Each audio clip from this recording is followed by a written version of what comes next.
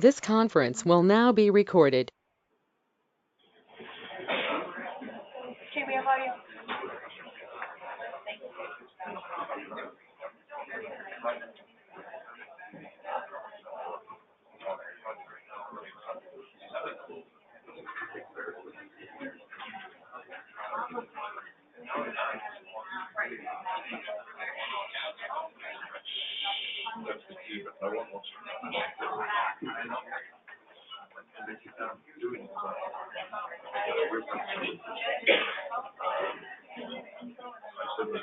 Perfect.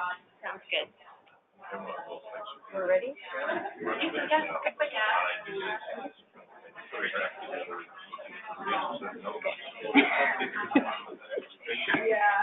Okay, so welcome everybody. Can everybody hear me okay at the back? Do I need to use my mom voice back there? Okay, so good morning everyone, and thank you for joining us today at the 2018 Invasive Species Forum. My name is Tracy Cook. I'm the Executive Director for the Invasive Species Center. I would like to start our day by acknowledging that this event is being held on the traditional territory of the Anishinaabe peoples in the Robinson-Huron Treaty Area. I would like to recognize the long history of First Nations and Métis peoples in Ontario and show respect to them today. And before we get started with our meeting, I would like to welcome Elder Maxine Shawiniganobay here to provide a traditional blessing.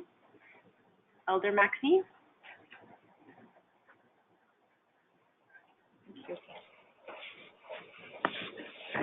Bonjour. Bonjour. Bonjour. Chitwakwe Adishna Kas, Makundadem Megazindo Cha.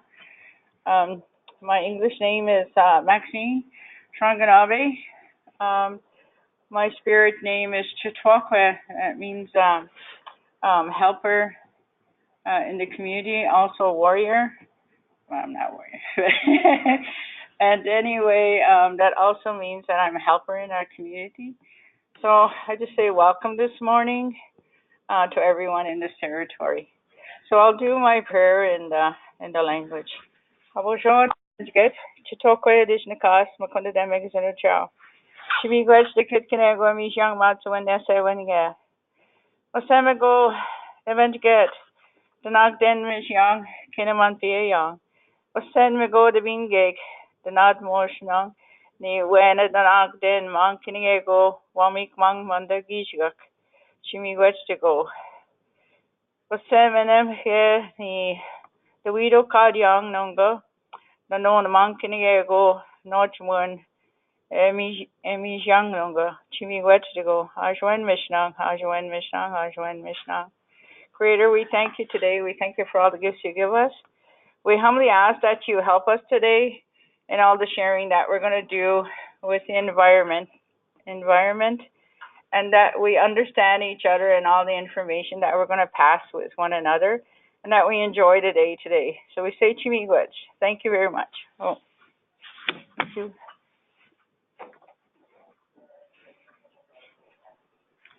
Thank you so much, Elder Maxine, for being here today and for blessing us. So today is about celebrating the excellent work that's being done in Ontario.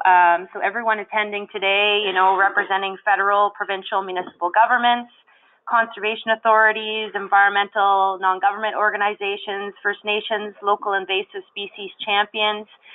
There's a lot of great work being done.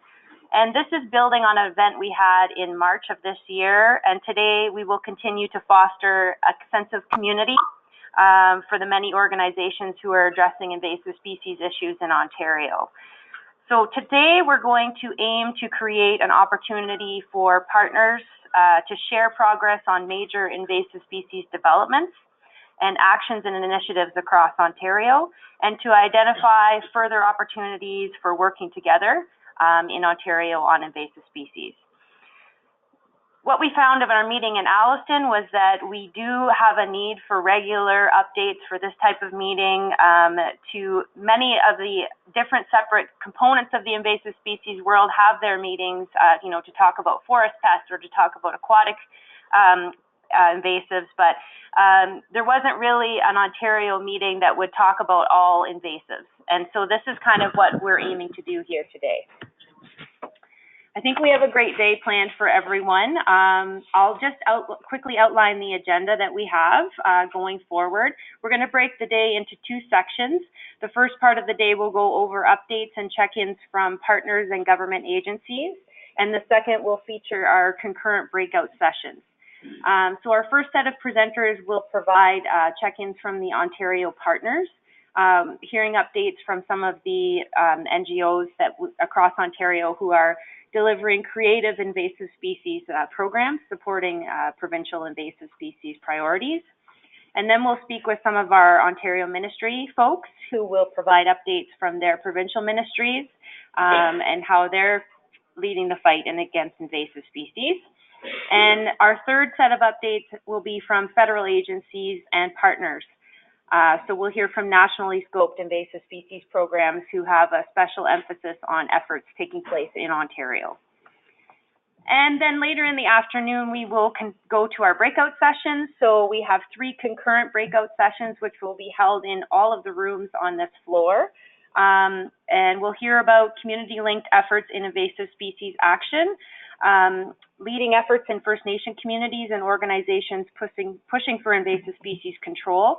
And then we'll feature case studies and lessons about invasive species impacting neighboring jurisdictions. So before we get started, a couple of important notes. The exits are here and here. And then all of the washrooms are down the hall and to the left. And then all of today's sessions are being broadcasted and recorded via a webinar. So some of the folks who are attending will be presenting remotely, and some will be participating remotely. They have pre-registered for that. So if you want to go back and refer to any of the content later, you will be able to do that down the road, and we'll send that information out. And some of you may have noticed the person at the back, Erica, who is actually, we're excited to try something new here today. And some of you may have been at meetings that have done this, but we have Erica here to actually record minutes for the meeting. But she's not going to record minutes in the traditional way that you record minutes. She's actually a graphic artist, and she's going to capture the essence and components of the meeting in a graphic picture. So at the end, she will have a complete picture of what her sense is of the graphic content for the meeting, and she'll move from room to room as we go in the afternoon sessions, and then at the end we will send out what she comes up with. So make sure you stop by and say hello and put a plug in for your favorite invasive species to be represented on the on the graphic back there. So today we've come together in Sudbury, a landscape well known for its complicated environmental history.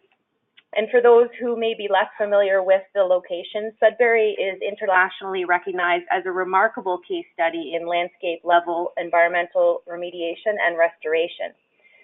As you've seen on the agenda, we're going to have Dr. Peter Beckett from Laurentian University. He had some really unfortunate, unforeseen circumstances and is unavailable to attend today, but we are very fortunate to have his colleague and fellow restoration ecologist, Dr. Graham Spires, to join us today to shed some light on the environmental context of the region that surrounds us.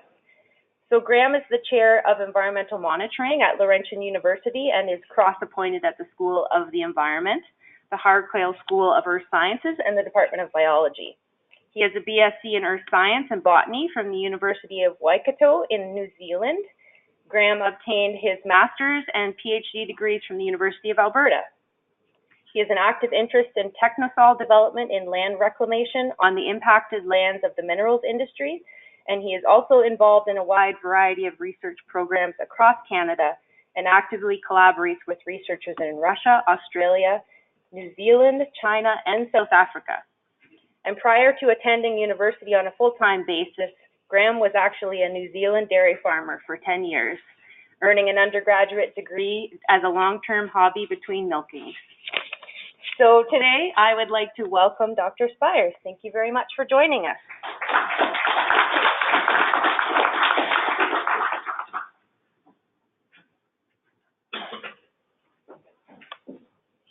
over that. Yes.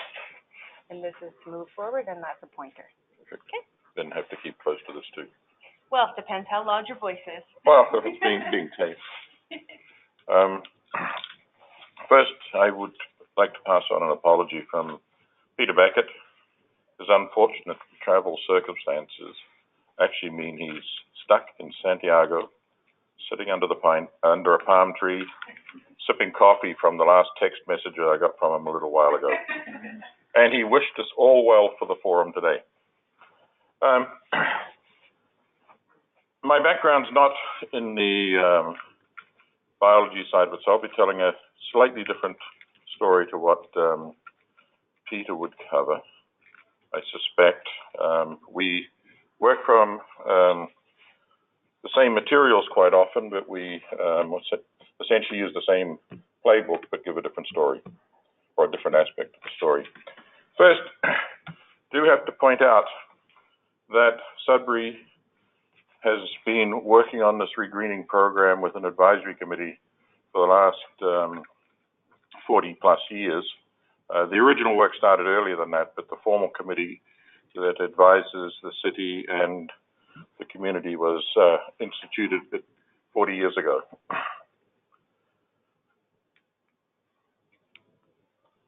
You sure this goes forward? Yeah.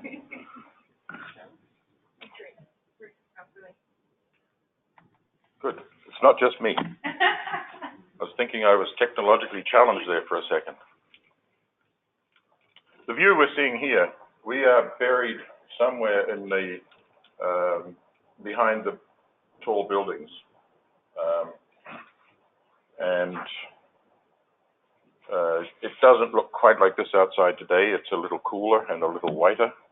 That's why I actually wish I could swap places with Peter for a little while and enjoy it, but I also would not want his document hassles that he's going through.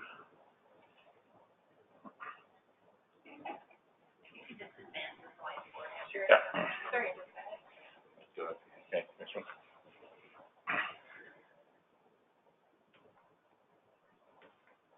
That seems to be working now.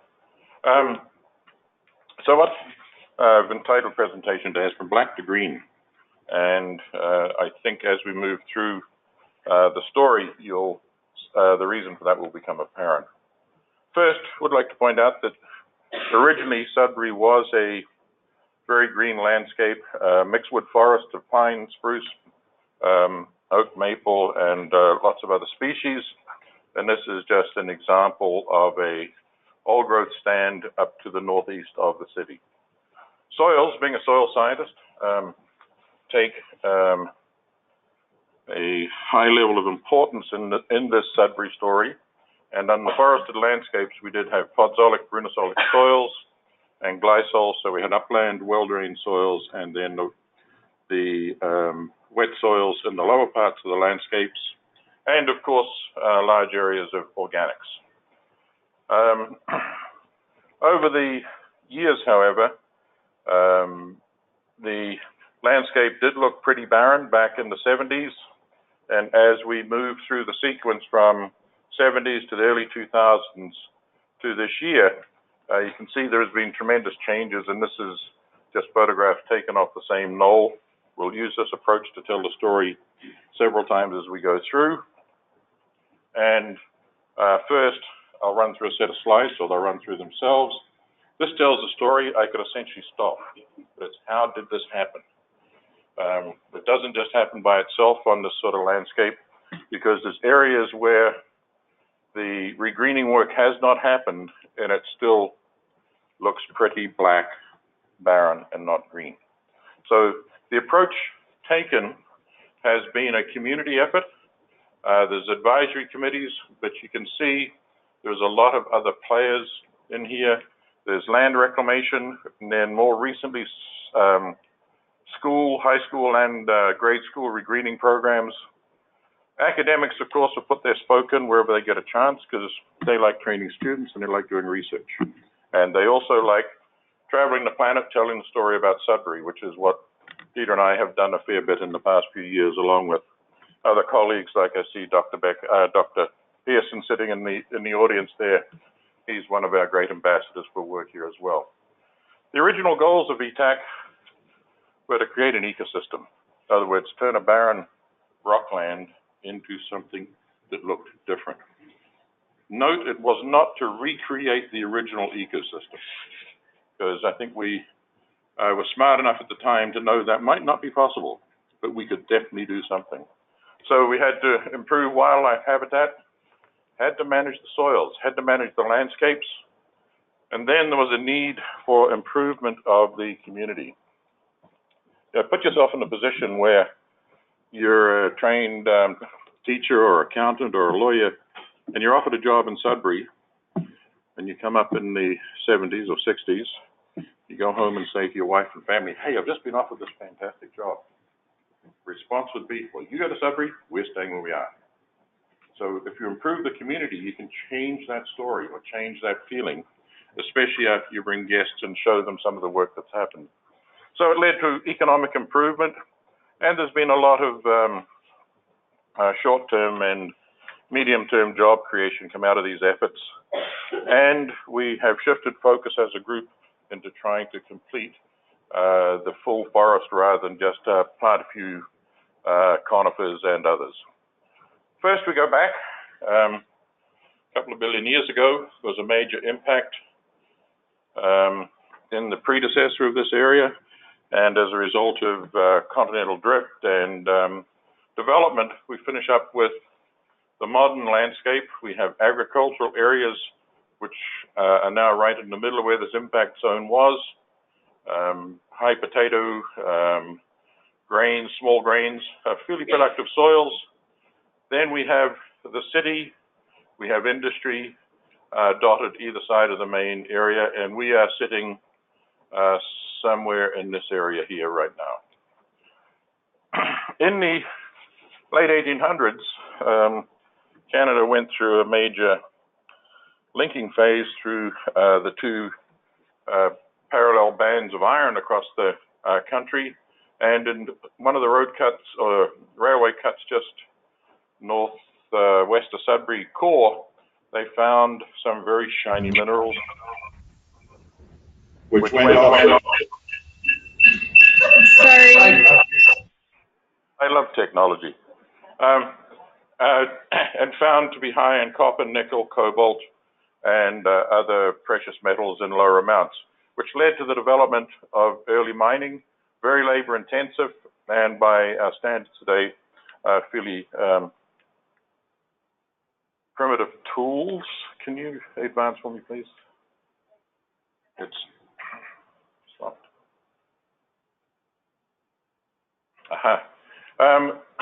In the early days, the miners would use rail to bring their ore and stack them on wood piles. Those wood piles, of course, led to the decimation of the forest in the area.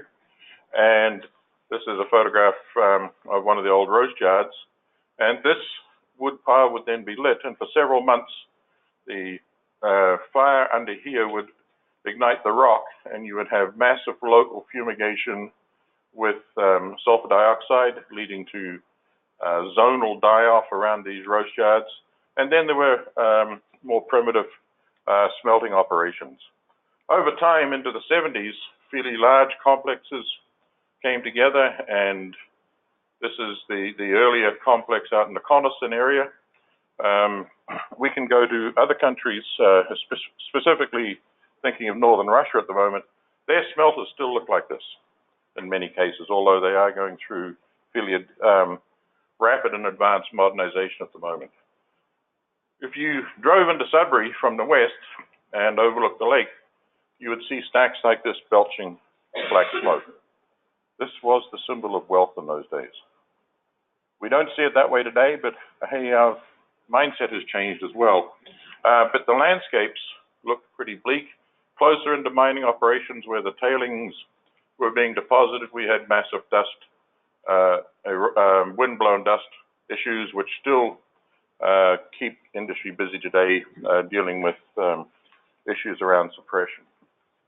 Vegetation was pretty sparse. We had some grasses, had birch and willow and a few other species struggling to survive, and we still have these grasses. These have developed or are naturally metal tolerant, so some impacts, and acid soil tolerant, so some of the impacts from the mining operation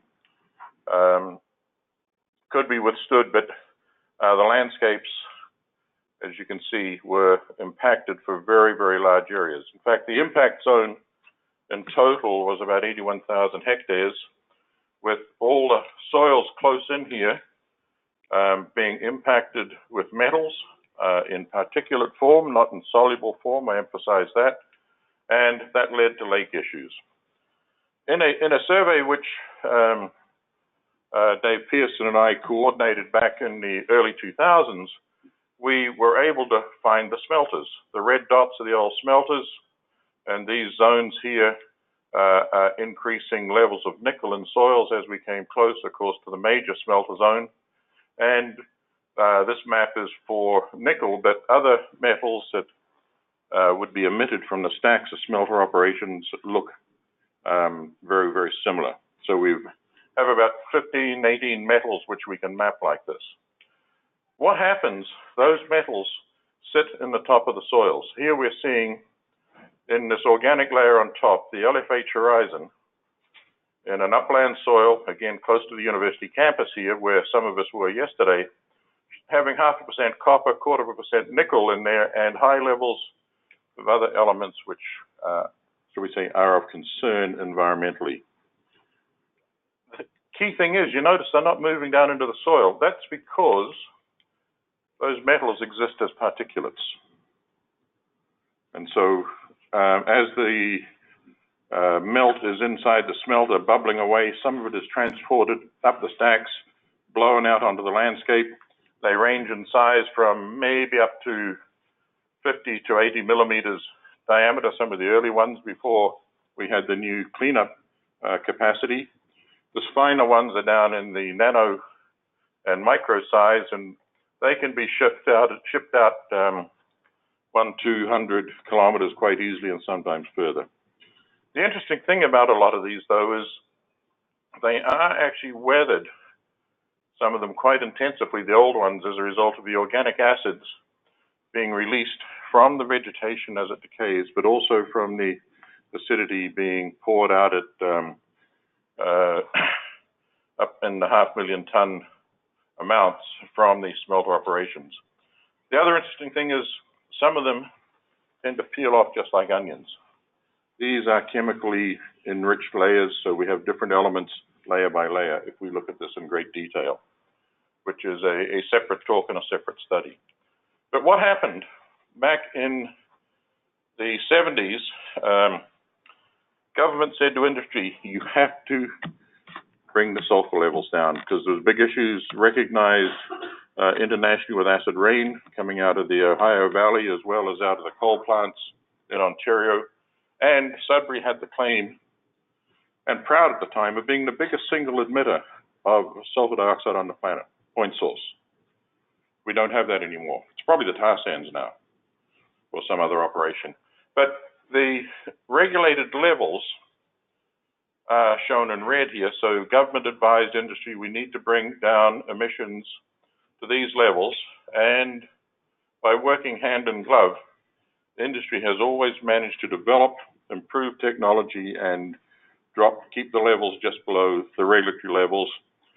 With the latest improvements in the last few years, they are down to about 96% reduction from the 70s, 98% reduction from the 70s. We now have the cleanest air in Ontario, much better than Southern Ontario. From all the reports, all the measurements are done. And of course, we do have groups in Sudbury measuring this very intensively, and some of them would love it to have higher levels because they get more response, but the changes have been so dramatic that we are down with SO2 levels to the extent that agriculture now puts on sulfur fertilizers. So we now have deficiencies in some of our soils, which is a complete change. So we've moved through This with both sulfur dioxide emissions and with metal emissions, and we are now down to, as a result of the Clean Air Project, which had a target reduction, or we were at 60,000 kilotons in 2015 and dropped down even further. It's now down to closer to 20 or 30 kilotons. Example on the Kingsway, which is just over the hill to the east of us here, what it looked like in the 70s. And this photograph taken in the fall 2016 as a result of this regreening program. So over the past 100 years, there's been logging, fire, smelting. They've had a huge effect on the landscapes, and we could talk our way through this diagram for a full lecture if need be, but sulfur dioxide and metals have led to potential metal toxicity, damage to vegetation, logging removed, along with SO2 and fires, really cleaned off the landscapes to the extent nothing was growing. So the university developed interest and started doing experiments in small pots and found, hey, if we do certain things to the soil, we can grow things. No different to agricultural research elsewhere. Here it was land reclamation research. Then moved to small field plots, and have seen field plots set up like this, not just in the early ones in Sudbury back in the 70s, have seen other countries following this method, which they refer to as the Sudbury method of going from simple to larger scale and transform that. Industry also tried regreening initiatives on some of their properties. Here there's agricultural crops. Here's some stripes planted by school groups. In fact, I think the group that was involved with this, Dave, one of the members of that group, was actually mayor of the city a few years ago. So we had a convert running the city, and that was good. But you can see, have people who see the effect. The experiment showed that we could add dolostone, in other words, calcium magnesium carbonate, improve pH, add calcium, keep adding magnesium as well to maintain the correct balance of available calcium magnesium in the soils. Found that phosphorus was more limiting than nitrogen. At low pHs, phosphorus gets tied up also with the iron, which is being released by the breakdown of minerals. But initially, we had to have developed a microsite improvement before vegetation would survive.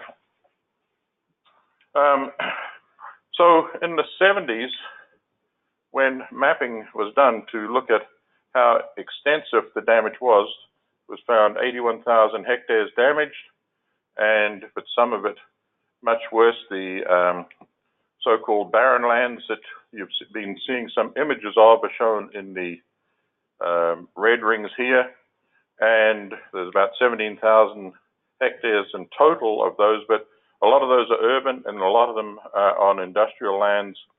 So the community doesn't work on these. Industry deals with a lot of the issues on their own lands in conjunction with the regreening groups.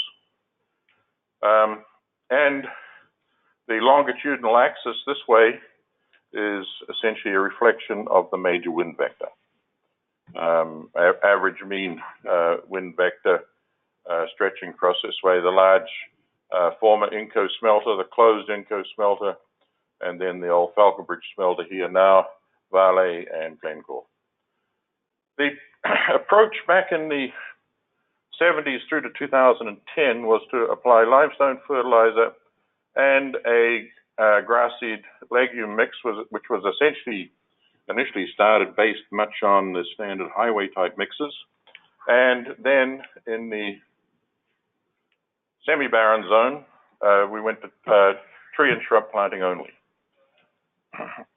The mixture is shown here that was used, basically not huge tonnages of lime, 10 tons per hectare.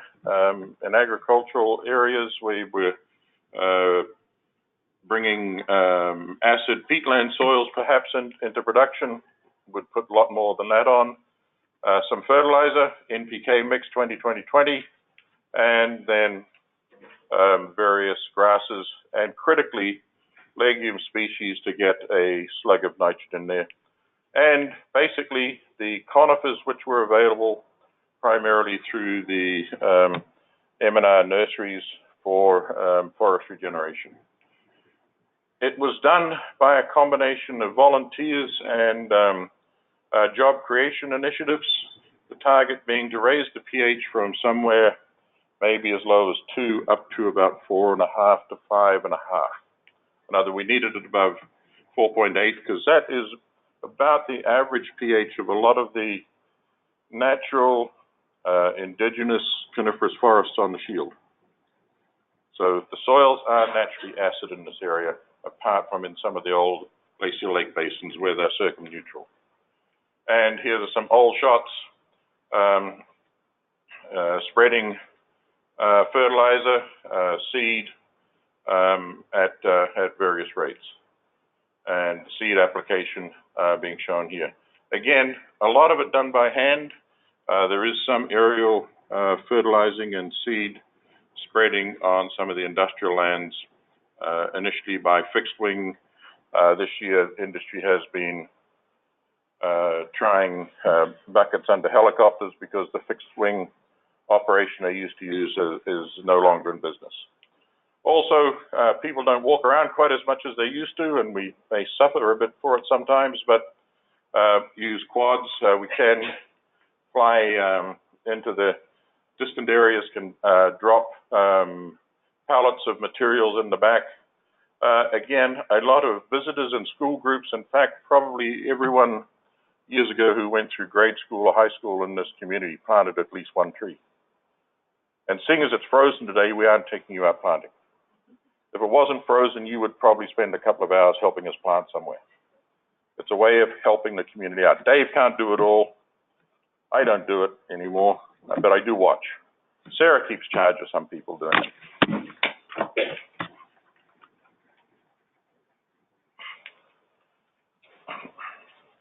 So the sequence that's happened as we go through this is starting from our black, moving through to a green. So there's the sequence. You start with a barren site, you lime, put on grass, tree plant, and then the monitoring program all the way through. And it's starting to look fairly good in comparison to sites outside of the Sudbury. The soils start out with very little organic matter on the surface. Slowly we're building up organic matter, but we have an issue under the conifers, especially where the organic matter is not really decomposing. But we are meeting our target pHs, and the interesting thing is that one application of lime seems to hold stable so far for 30 or 40 years because of the nutrient cycling processes that happen. If Peter was here, he would wax eloquently about all the lichens that now finding in the landscapes, and he spends a lot of time with classes going out looking at these, but we are starting to see the lichens move back in.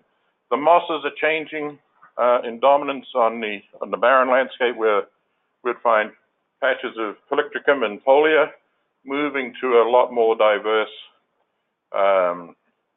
moss layer, probably in part because we're getting better canopy cover above. So it all goes hand in hand. Components returning, we've got now, instead of 10 to 20, up to a couple of hundred, we've got a lot of woodland mosses, lichens, and the mammals and the birds are coming back in as well. So it is becoming a stable ecosystem, which was the target. And it is also looking like a fairly healthy landscape compared to what it used to be. And we're not seeing the metals of concern being taken up into the plant system. If you repair a landscape, I've argued this for years with the aquatic people, if you repair a landscape, then the lakes will repair themselves. And this is what we see happening. But there's been a huge amount of research done on the acid lakes in this area from Killarney way through to the Quebec border by the freshwater group in town, and it's ongoing. But they're finally accepting, hey, the landscapes are fixed, now the lakes are starting to look after themselves, and we can start doing manipulations on the landscapes to improve the nutrient status of the lakes as well as deal with the pH. Over time, data from John Gunn's group showing pH has increased, sulfate has dropped off. Funny that if you don't put SO2 into the landscape and get the big flushes in the spring, especially through snowmelt, you start seeing these drops and the pH corollary. At the same time, we have a drop off in metal. Soil pHs are shifted, so metal is being held back in the soils a lot more, and copper and nickel are also dropping off. We also have some of the waterfowl coming back, and on this one lake, Daisy Lake, in the middle of a research park area, part of the Ontario Parks series of parks, there was successful loon reproduction for the first time in probably half a century back in the early 2000s. So the issue is, though, the understory of a lot of the forests don't look too healthy. And so that's one flag I will draw that we'll address in a second. So, but to date, we've looked at large areas, and these green areas are actually the regreened areas. So there's been a significant area done. But back in the early 2000s, there was a risk assessment saying, hey, there's been all this damage in the community. What's the long-term effect, or is there still an effect?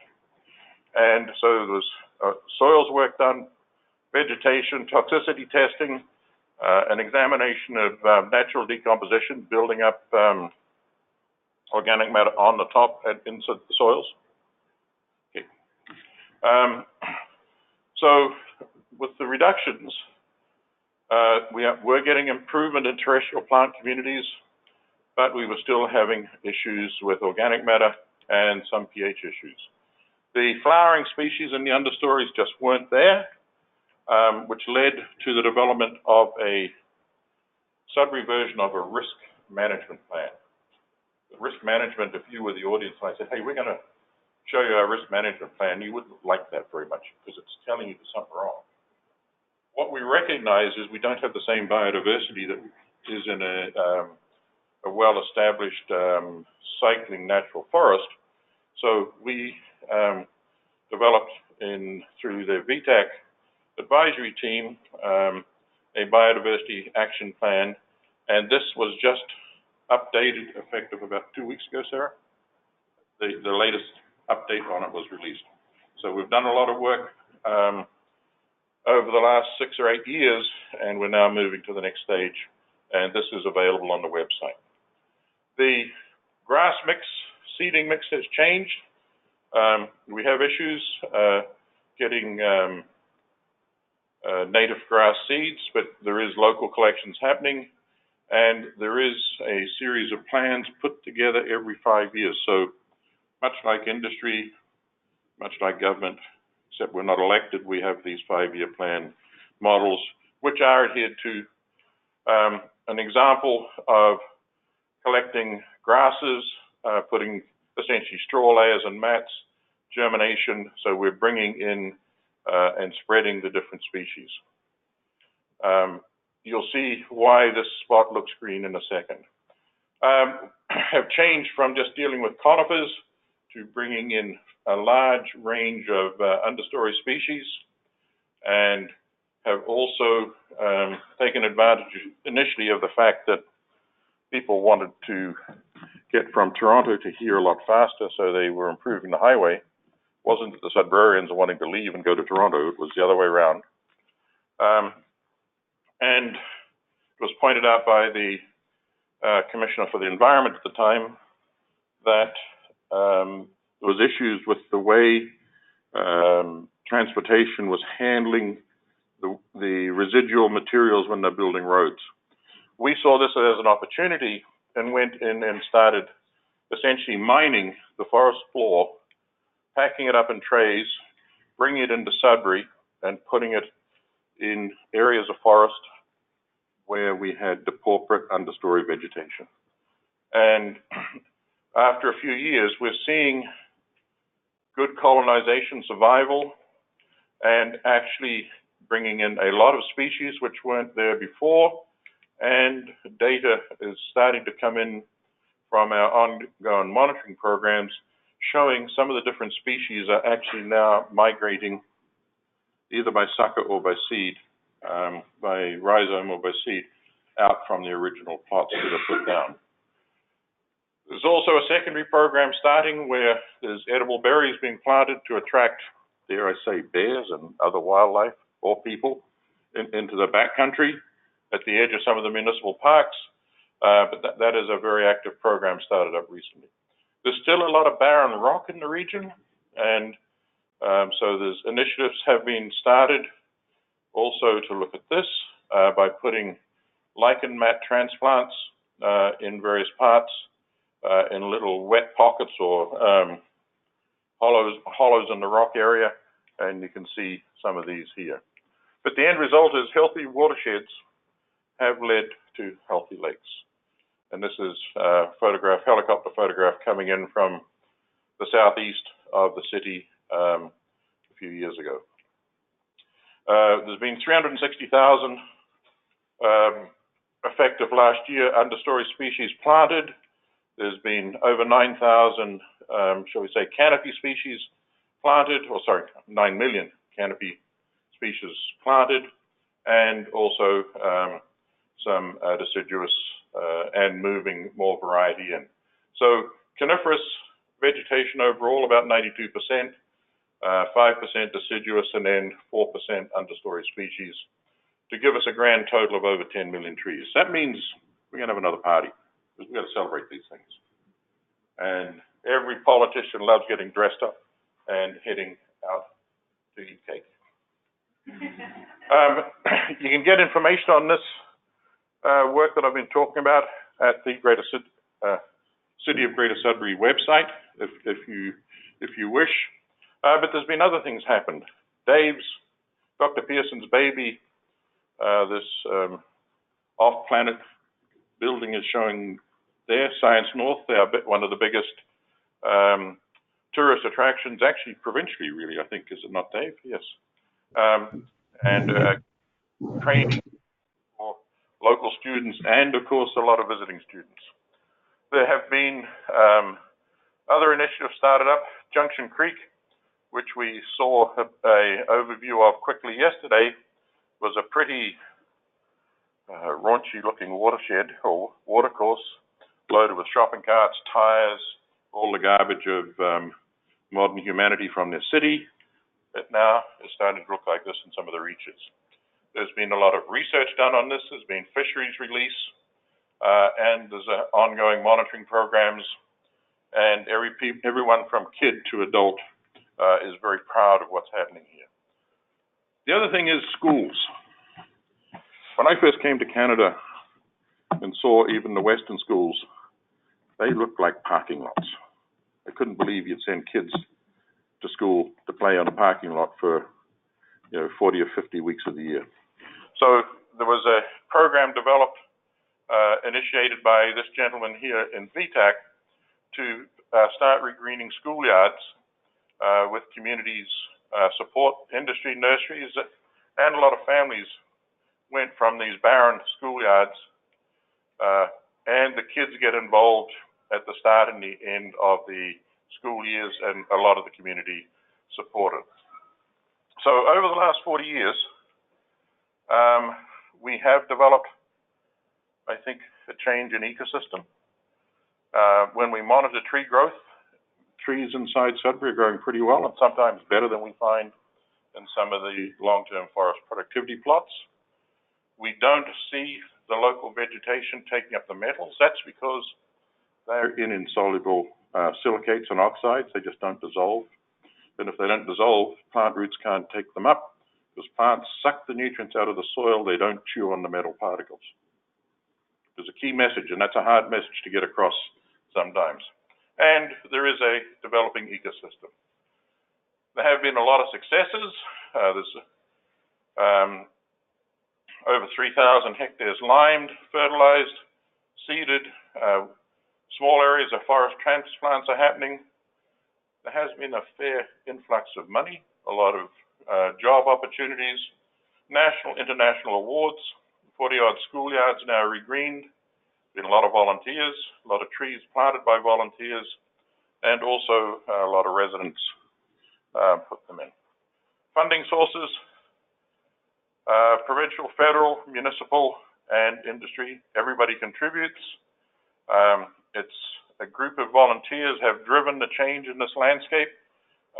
Cooperation, leadership. There's a few professors have made a bit of noise, and what happens when you see it change from rock to green? Everybody buys in. Everybody likes the story.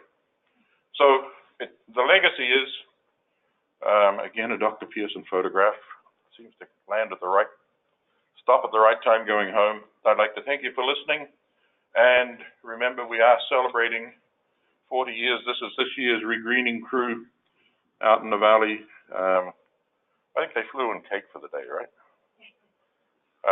To have a bit of a party celebrating what was happening. Of course, the overview I've given quickly here has had input from many, many people, and I have to acknowledge that. And thank you all for listening.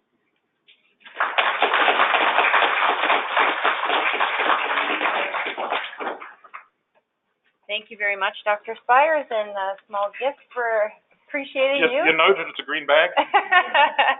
I didn't ask for a green bag. Thank you very much. Okay. Okay, so next up we're going to head into our section of our program, which is going to talk about, you're going to hear from the partner organizations who work with the Ministry of Natural Resources on invasive species issues. We're going to have 10 minutes at the end of each of our after all the speakers are done to ask questions, so I'll ask that you hold your questions until then.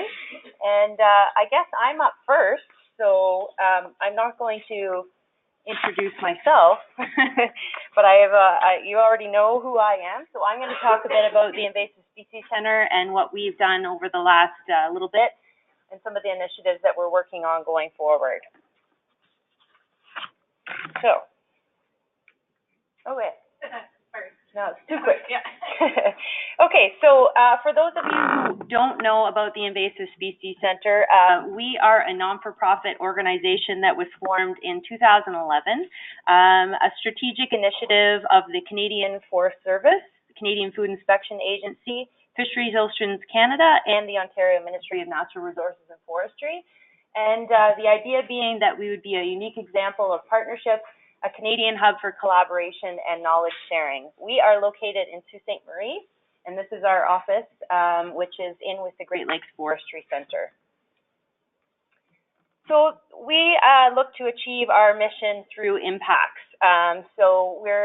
What we choose to do is connect with a broad array of stakeholders in order to catalyze invasive species management and communicate science and policy knowledge. And we've had some significant success, even in the last 2 years alone, as you can see on this slide. For our Ontario-specific program, we work with MNRF each year to look at the priorities and determine where our projects are going to be focused. So this year, in 2018-19, which ends in March of 2019, we have a number of workshops and training planned. We have some outreach and web-based tools that we're going to be looking at, as well as developing some products around socioeconomic risk assessments, pathway analysis, BMPs, and supporting key invasive species research through partnerships with some academia. So Trent University and University of Toronto, and we've done a lot of work on economic impacts in Ontario municipalities, which you're going to hear. I have a couple of slides on, but you'll hear more from Dr. Vine on later in the afternoon session. So just as a snapshot of what the type of work that we do, we focus on all taxa, so forest, aquatics, and land health. We have a citizen science program. We do analysis and policy review. We do insect diagnostics, which is a unique service that we have based out of Sault Ste. Marie. We do invasive species management services, and we do communications, training, and resource development. Now this is sort of our cornerstone for our forest health program. So Forest Invasives Canada is an online portal for information about invasive species. If you go on that website, you will see a number of profiles on invasive insects, pathogens, and plants that tend to threaten Canada's forests. I would encourage you to visit it if you haven't. There's information on regulated areas. There's information on how to report pests. And there's information on what you can do to help with the issue. As far as workshops and training go, we've had a number of workshops this past year. So specifically, which you'll hear more about from Philip later, is an oak wilt workshop. So we partnered with CFIA and MNRF to deliver 2 oak wilt workshops in this past year in Windsor and Stouffville. Which is, Windsor tends to be one of the higher risk areas for Ontario for oak wilt. And we had a number of, the target audience was land managers, people who are, facing this potential threat to their forests. So very successful, have had some outcomes of development of management plans for oak wilt in various municipalities. And this is just a shot of the group. They went out on a field trip to see oak wilt, not in Ontario, in Michigan. And we developed an English and French oak wilt fact sheet for Canada, and so that is also available on our website. We also did, as a function of the Early Detection and Rapid Response Network of Ontario, which is a partnered opportunity that we have with the Ontario Invasive Plant Council, developed a hemlock woolly adelgid tour. And HWA is also a forest threat.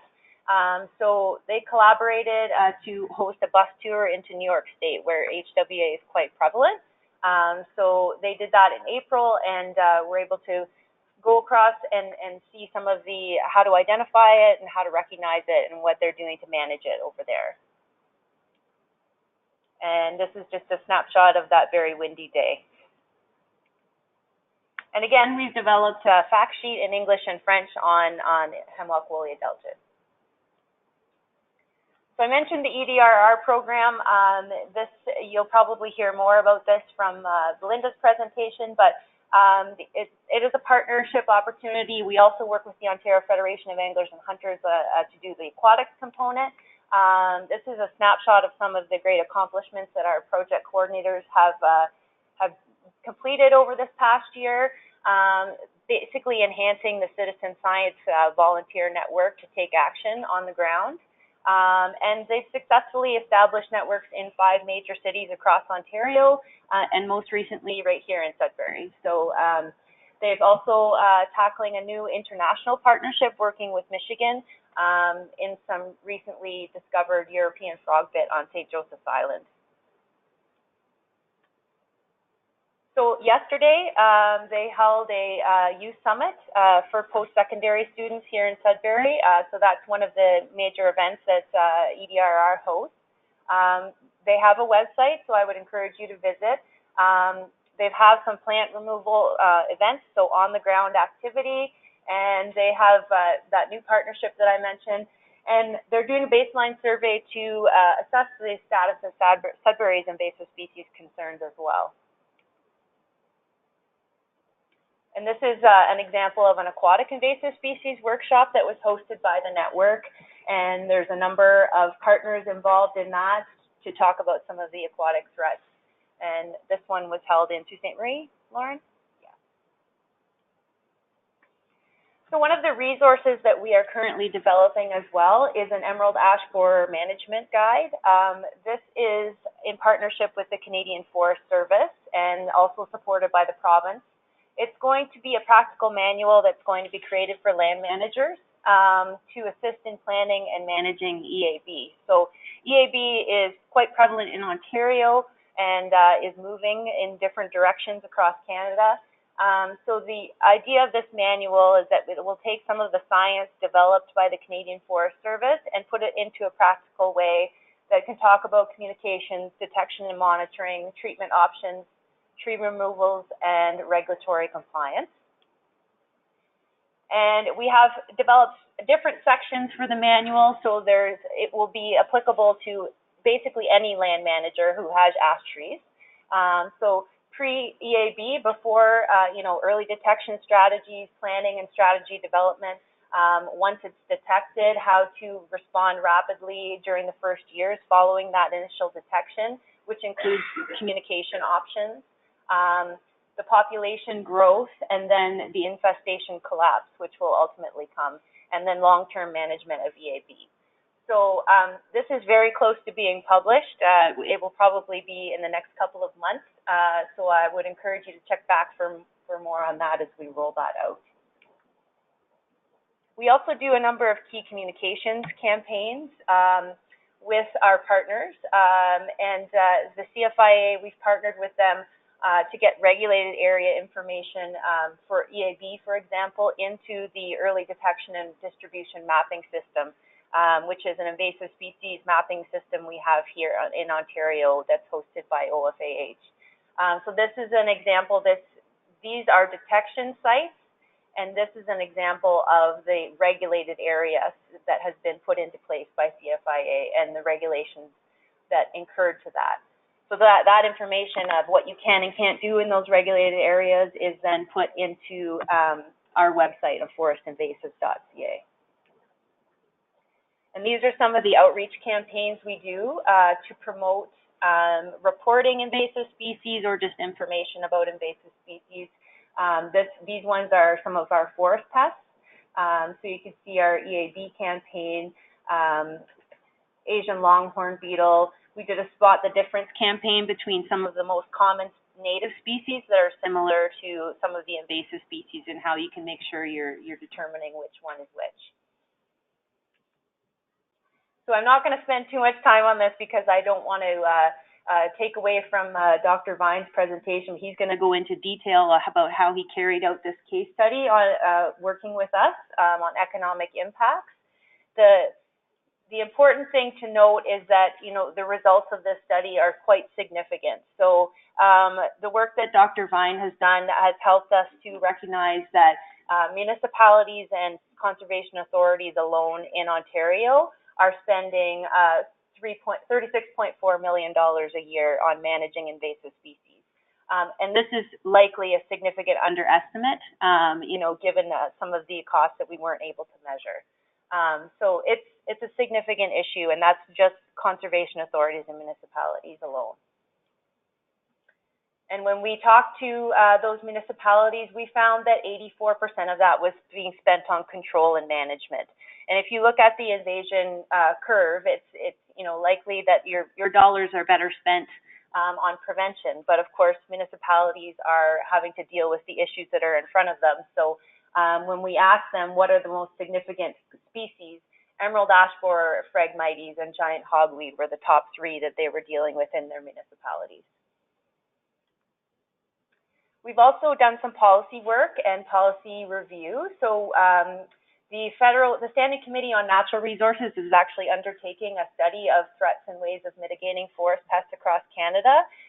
Ourselves and some other groups were invited to give testimony on early October, to talk about the impacts that invasive forest pests have on Canada and make recommendations to the federal government. So we did that, making recommendations mostly surrounding prevention versus management and potentially early detection as well. Now we have a diagnostics lab at the ISC. So this is David. He's our diagnostician. And he receives all of the forest health samples from the MNRF Forest Health Program and looks at and identifies all of those. In addition, he also takes in samples from the EDMAPS reports from citizens to determine if they are invasive or not. So you can see our program has grown significantly since 2013, the number of samples and insect submissions that we've had. So he's quite busy. So 916 samples, 314 different species, and over 31,000 specimens go through our lab in a year. And Asian Carp Canada is one of our key aquatic programs that we work with the Department of Fisheries and Oceans on. So a number of projects underway, webinars that are going to be happening coming up here. Our most recent one is going to be on the 27th of November on binational collaboration. So as well as some updated web pages we have on the Asian Carp Canada website, which talk about the ecological risk assessment on grass carp, but that's coming, and an FAQ page as well. There's a number of public information sessions planned, including one here tonight, which is going to be happening at Science North. And some social media campaigns and media kits will be developed as well. And I wanted to mention the International Conference on Aquatic Invasive Species. We are the secretariat for this international conference. The next conference is scheduled for next October in Montreal.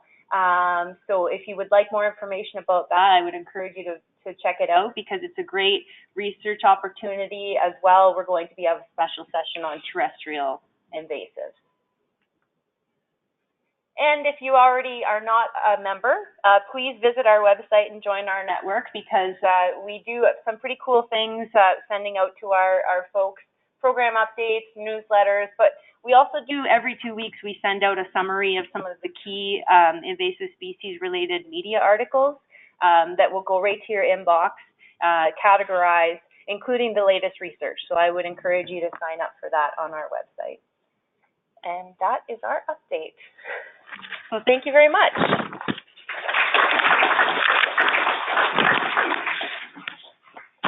And I will move on to our next speaker. So I would like to welcome Sophie Monfett with the Invading Species Awareness Program, who is going to provide some annual updates for the ISAP program. Sophie is the coordinator of the program and a long-standing partner of the partnership of the Ontario Federation of Anglers and Hunters and the OMNRF. From its humble beginnings in 1992, this program has grown into a large-scale, multifaceted program promoting invasive species awareness, understanding, and accountability to key audiences contributing to introduction and or spread of invasive species. So welcome, Sophie. Thank you, Tracy. Thank you. Thank you, Tracy, for the warm welcome, and good morning to everybody, if I haven't had the opportunity to say that to you already. Sorry. No, that's all right. Just 1 second. That's not my slide.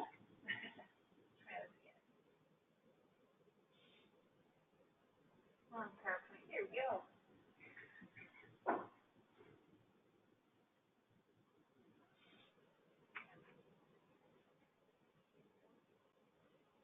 Great work.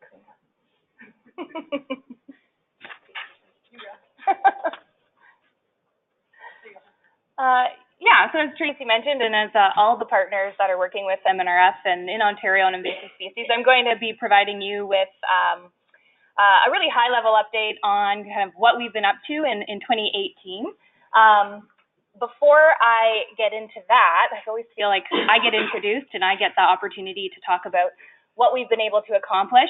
But at the end of the day, I have to give a big thanks and kudos to my team. And so I thought I'd show them kind of in action, out on the ground, kind of completing all of the tasks that I'm going to highlight for you today, because it's not me that does it. It's totally this crew of people up on the screen. 2 of them are in the audience today, so if you have questions about projects, you could pick their brains. But this is our team in action, so thanks to our team. As Tracy mentioned, we're a partnership between the Ministry of Natural Resources and Forestry and the Ontario Federation of Anglers and Hunters. And I like to break our program into 3 main categories: education and outreach, monitoring and reporting, and control and management. In terms of education and outreach, we're really out there trying to reach those target audiences that are engaged in the activities that make up those key pathways for introduction and or spread. So we want to talk to anglers, hunters, trail users, whether you're hikers, ATV users, boaters, gardeners, If you're out on the landscape engaging in some sort of outdoor activity, or you're an outdoor enthusiast in general, we want to talk to you and hopefully engage you in the invasive species conversation and talk about ways that you can help to mitigate any introduction or spread. So we do this in a number of different ways. Our program is really open to any ideas or activities that can engage the public in this knowledge. So we use a multi-pronged approach. We deliver presentations. We have strategic projects on the ground. You see we're at sport angling tournaments. We are on social media. We're in the classrooms. We're engaging pet store clientele and industry to kind of identify which species in those stores that are potentially invasive, so that people who are purchasing those species are aware of the fact that they may be in possession of something that could be potentially invasive if released into a natural area. We're washing boats. We've got a team of summer students on the ground each summer, and we also have a role in control and management, largely related to water soldier, but also as the opportunity presents itself, which you will see later on in the presentation, we try to support other programs or initiatives that are on the ground in any way that we can if people are working towards management end goal. So I thought I would run through some examples of activities that would fall in each of the main categories of our program. It's pretty hard to capture everything that we do, so I've kind of picked some of the more notable events from the year, starting really in this case in the list for the trade shows in about mid-December. But really from January to March, I call it our trade show circuit, but we try to attend any of the trade shows that are targeting some of those key audiences. And it's a lot of work and it's a lot of out-of-office travel time, but we set up booths, we talk to people. In this case, you can see we've got our Asian Carps crew as they are out there talking to people about Asian carps, what to look for, hearing stories that people share about them. And so we're hitting up things like the Toronto International Boat Show or the Toronto Sportsman Show just to talk to those attendees about the issues. In terms of more of the strategic or on-the-ground projects, a really good example of a partnership that we have is the delivery of Operation Bait Bucket. In this case, we are trying to engage with ice anglers about invasive species. Initially, this started with trying to communicate with them on their own turf, but then it's very weather dependent. So in the last couple of years, we've had to get creative in how this outreach happens. So you're looking at outreach packages that are delivered to ice anglers, bait shop dealers, ice hut operators. We connect with some of those larger ice angling tournaments and try to get outreach packages out through them. We provide signs to ice hut operators, and of course, often staff who deliver this program also come with us and attend some of those key trade show events to talk to anglers about invasive species. Pretty excited that this year on March 2nd, we held our first ever invasive species fair. This was part of Invasive Species Awareness Week, and a number of agencies in this room are a part of that provincial campaign. And what we were able to do is build off of our classroom programming that happens throughout the year and invite 3 students to showcase what they've learned in the classroom at our education center in a fair-like format. And so our education liaison actually went into the classroom, talked about invasive species, did some targeted lesson plans with them. They continued their learning for the next month or so. They came in, showcased what they learned in different formats. We had paper mache, big head carps, we had audio-visual presentations, board games, wanted posters. They all had to present to our team of judges as they circulated throughout the fair, and we, ultimately had our selected winners pizza lunch. It was a great day. They had a scavenger hunt to talk about kind of the natural resources within Ontario and really what we're trying to conserve, and it was awesome. So in that classroom programming is an incredibly successful program, and to give you an idea, in September and October of this year, so the last kind of 2 months, our education liaison has visited 43 classrooms and taught 956 students about invasive species. So there's a huge appetite for that. She's actually in Sudbury all week this week, doing a tour of different schools, and will be at the social tonight, given that she's here. We've also embarked on the development of a communications strategy. And this was something that I was really excited about because we are generating a lot of awareness about invasive species, but I really wanted to kind of figure out a way that we could kind of translate and ensure that we're translating that awareness into action. And so we did start working with a communications consultant and kind of built an approach that we would use to develop our communication strategy. One of the first steps is that we conducted a target audience survey, again, with the help of many of the organizations in this room, really to better understand the attitudes and communication preferences of each of the target audiences that we selected. Because at the end of the day, what we wanted to learn was, what is the best message that we can send to an individual group, and how does that group want to receive that message?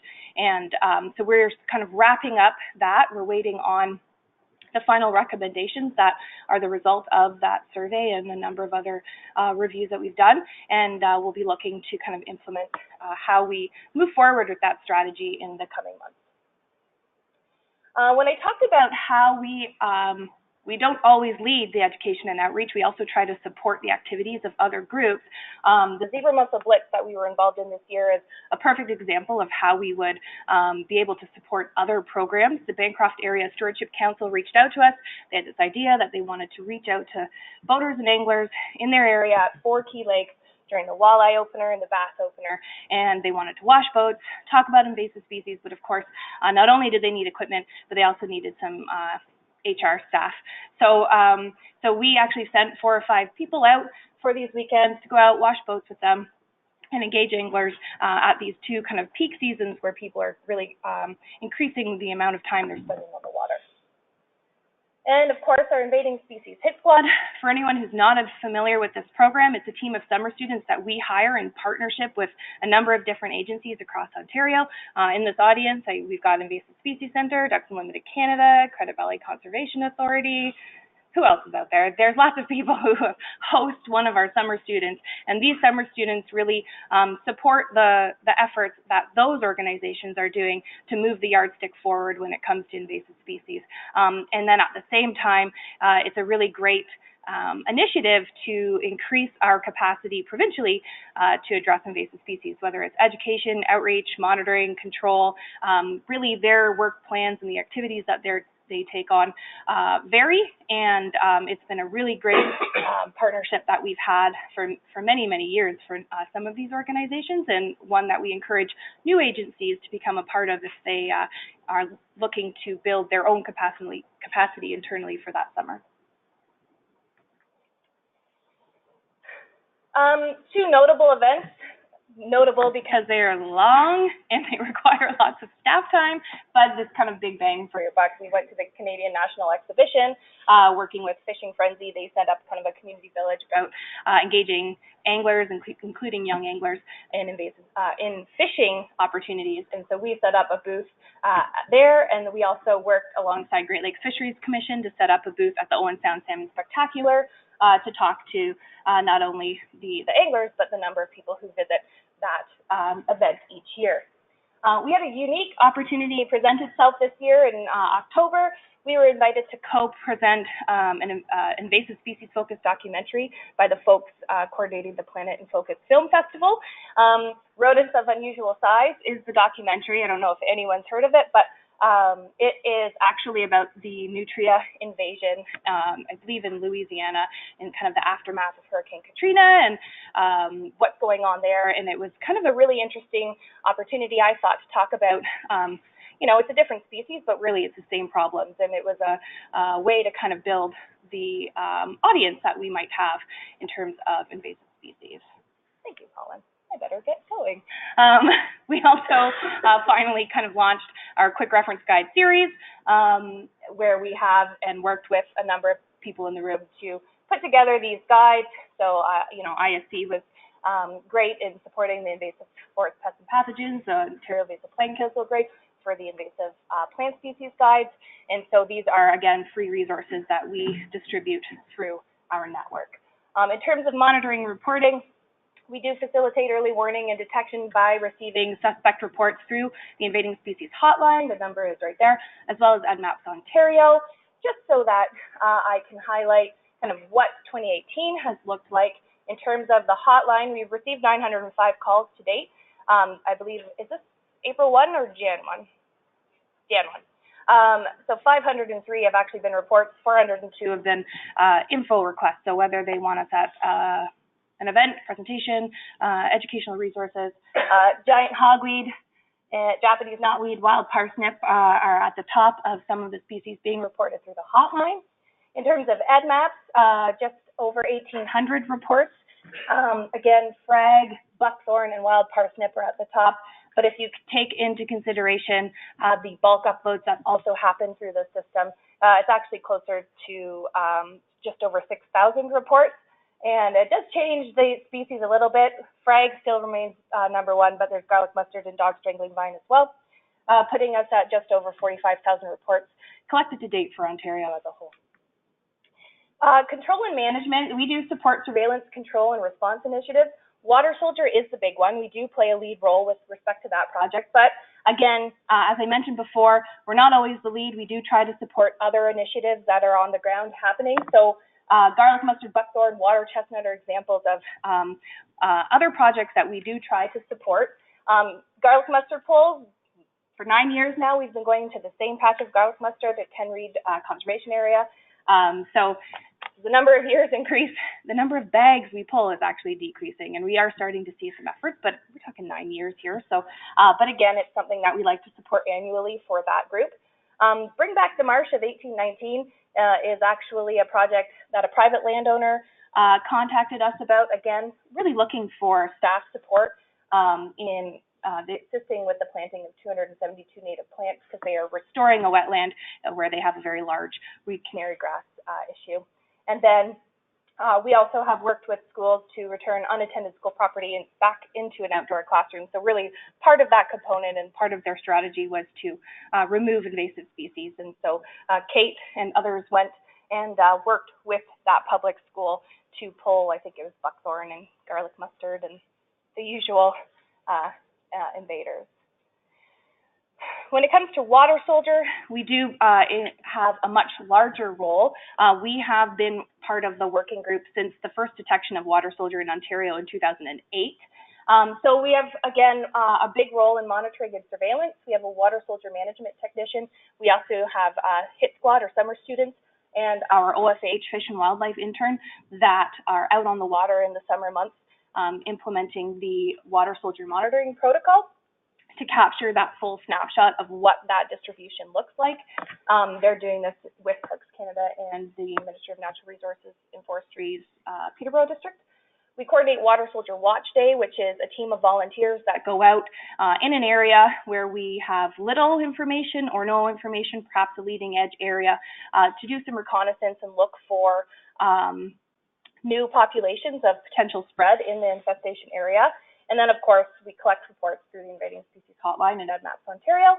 In terms of education and outreach, we coordinate open houses, one within the area of infestation so that the landowners and property owners know what is happening in terms of that project for that year.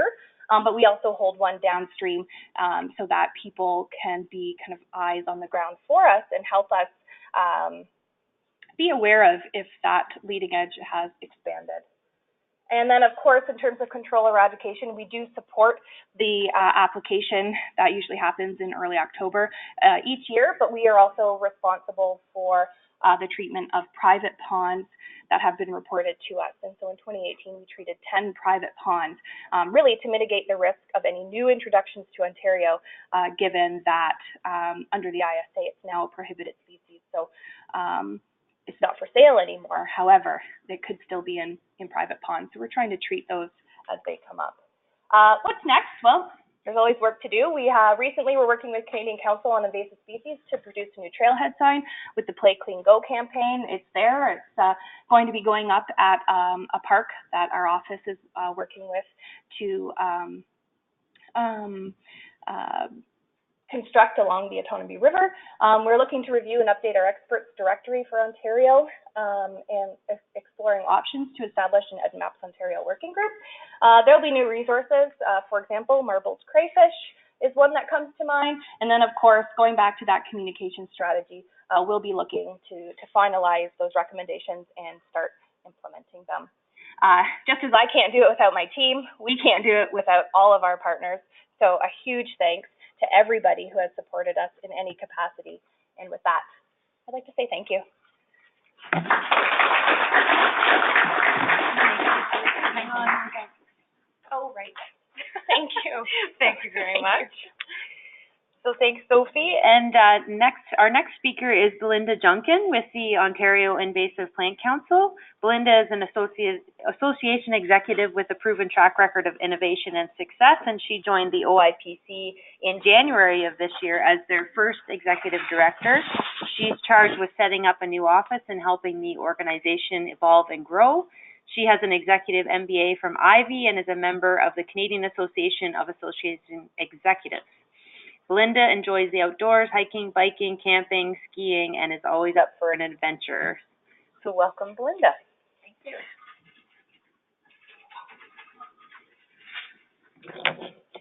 Thanks, Tracy. And my journey into the Invasive Plant Council has been an adventure. This past year has very much been a year of transition for OIPC. We are very pleased that Kelly and Colin have both continued their career paths in invasive species. However, they've left a gigantic hole in the team. I was brought in to be an addition, a part-time ED for the group with two strong knowledge-based partners underneath. So in the past year, everyone else's gain has been our loss, and so we are in the process of doing a reorg. So I commenced at the end of January and was the first executive director, and I work for the group part-time. I come with an association management background, so I know nothing or very little about plants other than what you have taught me as someone walking through your trails or entering your parks. I'm a proud graduate of Fleming College in Peterborough and also my MBA. I also have a professional designation in logistics and transportation traffic, if anyone's interested in trucking. But no background, as I said, in this field. So in March, Gabby joined us. She has a bachelor in bioresource management, environmental studies, and a certificate in business from Guelph, and a master's of environment and sustainability from Western University. She's also completed a 6-month co-op with the City of London as an ecological technician, supporting the work of the Environmental and Parks Planning Department, including the London Phragmite Management Strategy. Gabby's primary focus at OIPC is working with ISC on the EDRR program. More recently, in September, Vicki joined our team. She is an honors Bachelor in Science and Biology from the University of Toronto and a Master's in Science. Ecology and Evolutionary Biology from Western University, where she studied the aggression and nestmate recognition in the eastern subterranean termites, and also is a Doctor of Naturopathic Medicine. She brings her hands-on experience, practical invasive work, and public outreach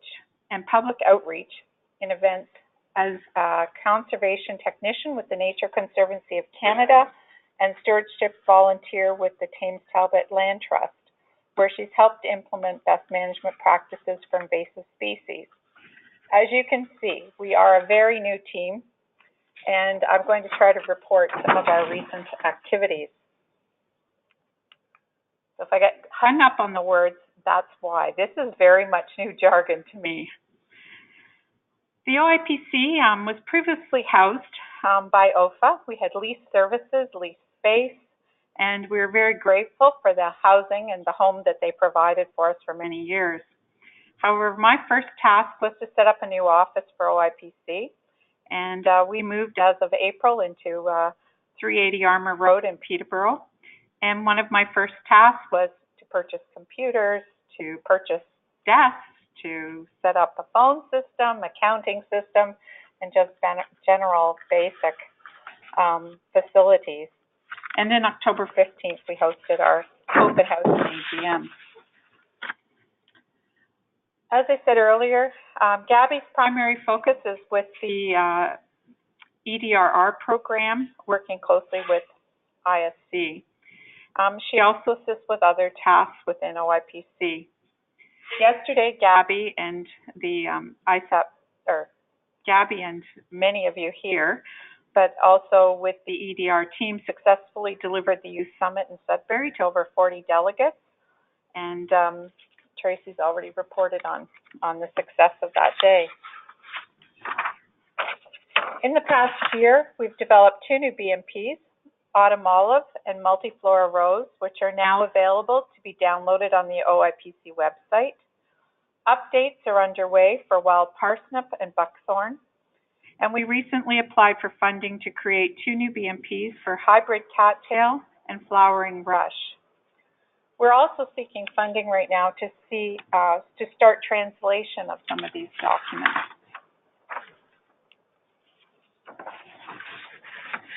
The OIPC has 2 active committees, one of which is the Ontario Phragmites Working Group. Membership in this group continues to grow and now includes representatives from all levels of government, First Nations, conservation authorities, NGOs, universities, community groups, private citizens, and others. The main purpose is to facilitate effective, efficient, environmentally responsible management of the invasive Phragmites in Ontario. The members continue to share best practices and advice through their Google Group platform, which allow members to discuss a range of issues related to control while achieving discussions or archiving discussions for future references. OIPC maintains this website, and in the fall, OIPC posted notices on the website for the Long Point and Rondeau Phragmite Emergency Regulation Pilot Project, including the notification and implementation plan, and continues to provide support for this project. During the past year, they've also developed 2 new postcards, spading and cutting methods to remove Phragmites. These have been printed and are currently in distribution to support the removal of Phragmites in different landscape conditions. We are also commencing a Phragmites awareness campaign using social media that will commence in early 2019, and it's based on photos before and after Phrag control. The Phragmite Working Group members meet annually, and their next meeting is being planned for February 2019. We're just working on the dates now, so watch their website and ours for more information. As well, we have the Horticulture Outreach Committee, and that is also supported and facilitated by OIPC staff. And during the past summer, they produced 2 native seed packets, one for Southern, one for Northern Ontario, and these are now being distributed throughout the province. This was accomplished with assistance of additional funding through the Go Wild Community Grant. The committee is also working to organize an event this winter.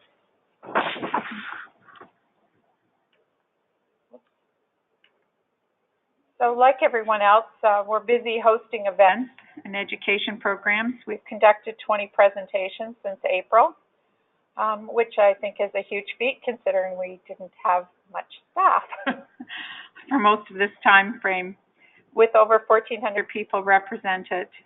Horticulture represented 40% of those presentations.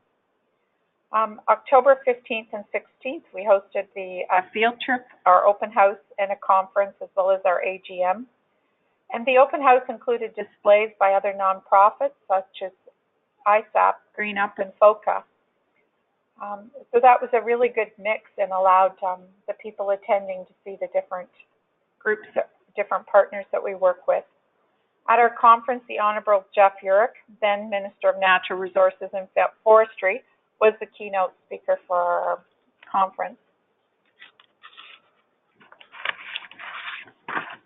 Social media. The OIPC website has received 175,000 visitors in the past fiscal year, and 11% of those visitors were to the Grow Me Instead page. The other 10% visited the Best Management Practices page. So again, starting to study where the hits are and what people are looking for. Facebook continues to be a significant method of communication for us, with over 240,000 people reached through posts and our 2,000 followers. Twitter also increased the use by 14% over the past year, with 2,000 followers generated 15,000 retweets, replies, follows, likes, and links, and ended up interacting with over 275,000 online users. And as well, we host the Ontario Invasive Species Awareness Week, and the social media campaign is now to be planned. Coming in from outside, I call it the industry, outside the group, we've started to collect some data and try to understand what is it that people come to us for and what is it that we're providing. So we started tracking questions and inquiries. And over the past 4 months, OIPC has received 160 inquiries. 80% of these come in by email, 20% are phone calls. We've only had 2 walk-ins to date, but our office is open, 8:30 to 5 every day.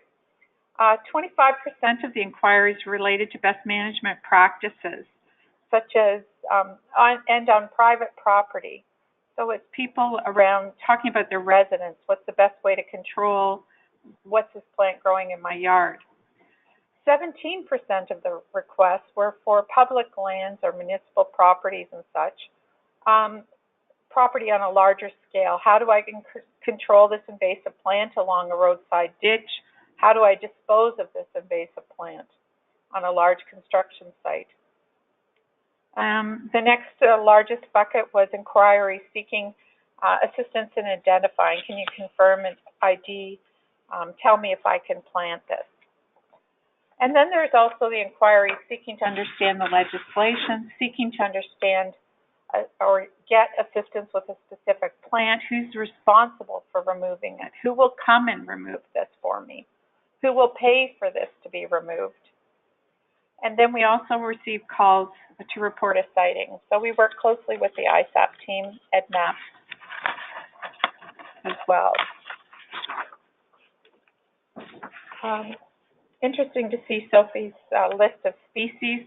Our top species being requested are Phragmites, giant hogweed, wild parsnip, knotweed, wild parsnip, hogweed, and dog strangling vine, and go down from there.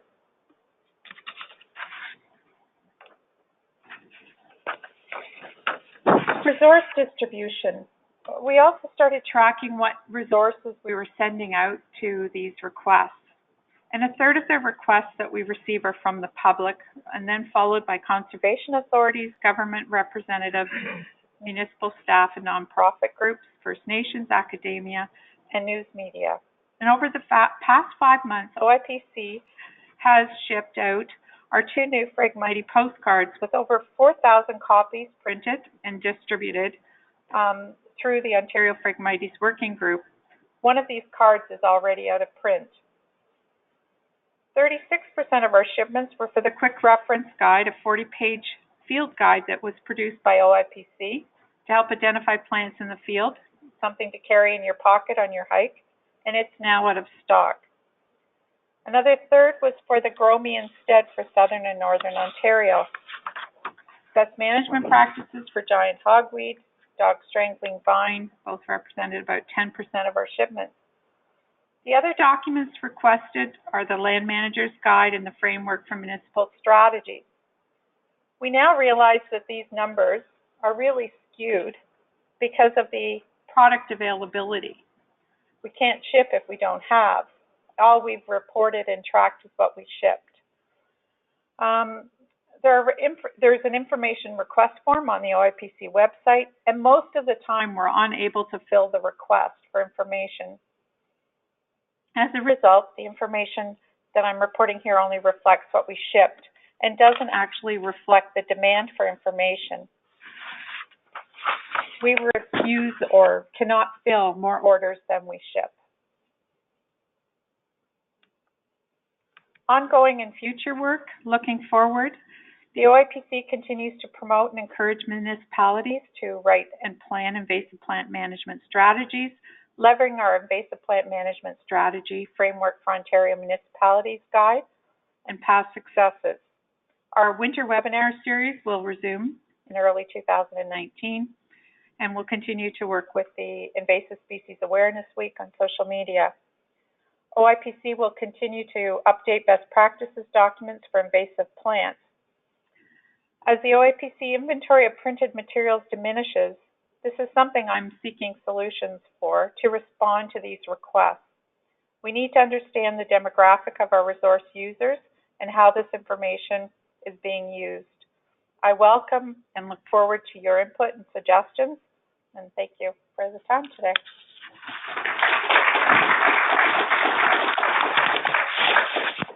Very much, Belinda. Thank you. Here you go, Belinda. Oh, thank you. Thanks very much, Belinda. So next up, we'll be hearing from Erling Armson, who's with Ducks Unlimited Canada, about DUC's Ontario Invasive Species Program. He's a biologist by training. He's been involved with DU Canada's wetland conservation programs for 38 years. 4 of those I had the honor of working with him myself. He is currently head of land securement invasives and northern programs for Ontario. Welcome, Erling.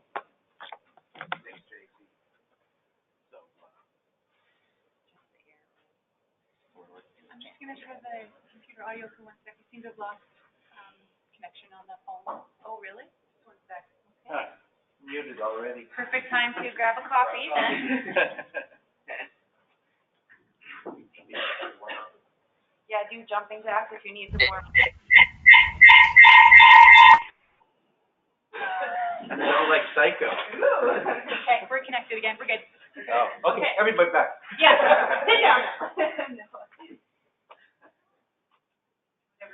Yeah, yeah.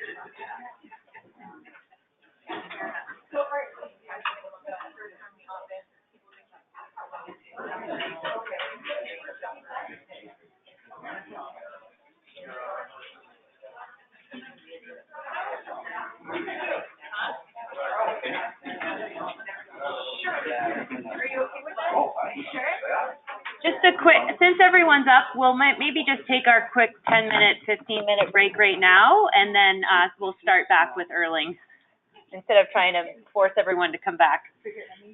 So 10 minutes.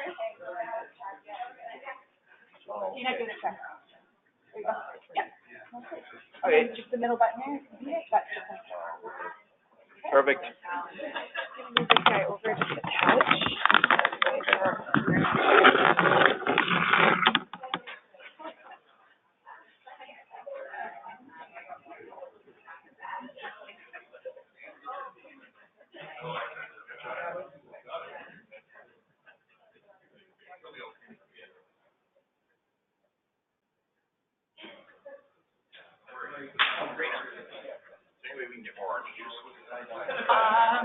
Let me see what I can do. Okay, thank you. Yeah, no worries.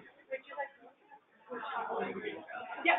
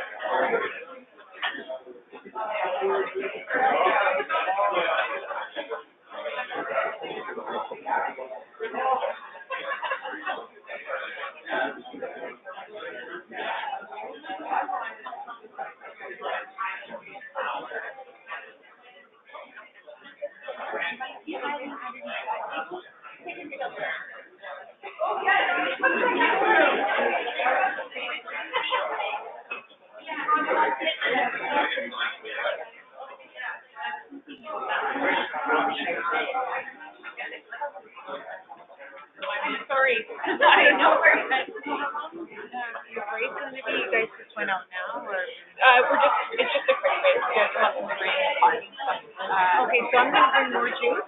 I've got, coffee's good. Yep. And I'll bring more juice. And now we're dropping about.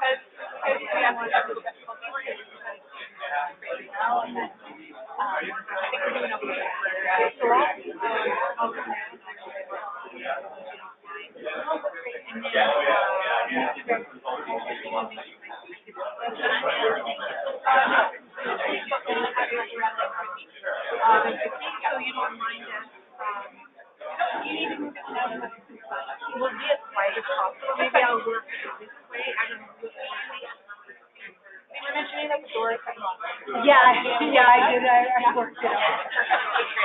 No problem. Yes, actually, you go out here. Yep. And then you look down. Cap wash? Okay.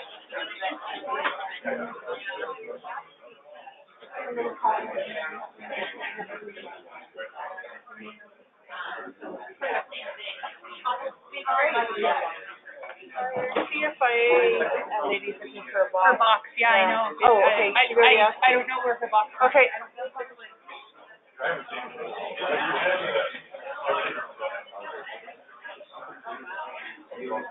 Maybe instead of the front. I can come up here.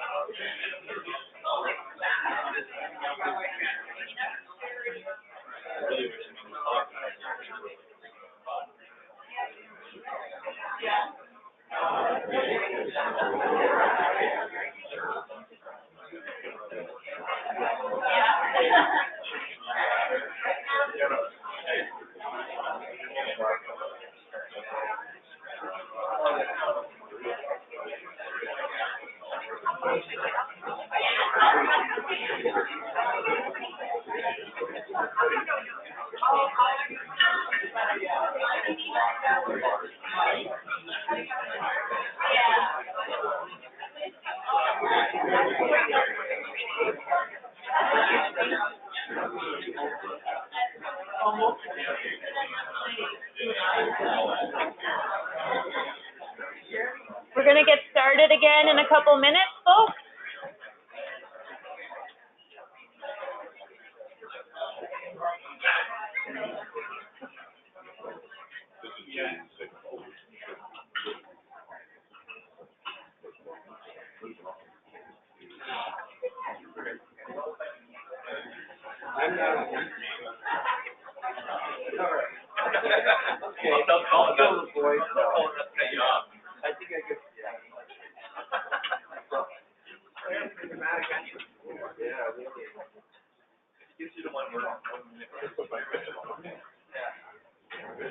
Okay, so I already introduced to you Erling from Ducks Unlimited, and so he will take over the podium now. Thanks again, Tracy. All right, well, good morning, everyone. It's good to see some familiar faces and a bunch of new faces. So I hope you're thinking the same as I about getting to meet and know some of you over the course of the next day and into the evening for those staying around. So I just have 2 slides. No, it's 22 slides. But I just have 1 slide about us here. For those of you who are unfamiliar with Ducks Unlimited, we are celebrating our 80th birthday today, or this year, established in 1938. We have operations. We're a national nonprofit private conservation group. We're dedicated to conserving wetlands and associated uplands for the benefit of wildlife, waterfowl, people, etc. Nationally, we have about 300, it varies, but full-time staff, about 350 staff, in a variety of disciplines, from biologists to engineers to foresters to agrologists to fundraisers to scientists, communications folks, and the like. and we need all those disciplines to do the variety of wetland conservation work that we do across the lands. And as you can appreciate, Canada is a pretty diverse landscape, so what we do in the prairies is not the same as what we do in Ontario, and so on. So over the years, we've tried to kind of be a middle-of-the-road, pragmatic organization that works with landowners, governments, industry, on projects and programs that will help fulfill our mission, which is conservation of wetland habitat and the uplands around them. So over the years, again, across the country, we've conserved almost 7 million acres of wetland and upland habitat through restoration, through long-term securement, and acquisition, through a variety of techniques and programs. In Ontario, we've, over the years, since about we started here in about 1978, and over those years to date, we've conserved 1 million acres. Some of it's influenced acres, some of it's acquired land, some of it's lands with private landowners across the lands. So quite a few projects though, almost 4,000 projects with about the same number of landowners associated with those wetland initiatives across primarily southern Ontario, but we have a number of conservation initiatives in the north, in the Boreal. So, now you know all about Ducks Unlimited.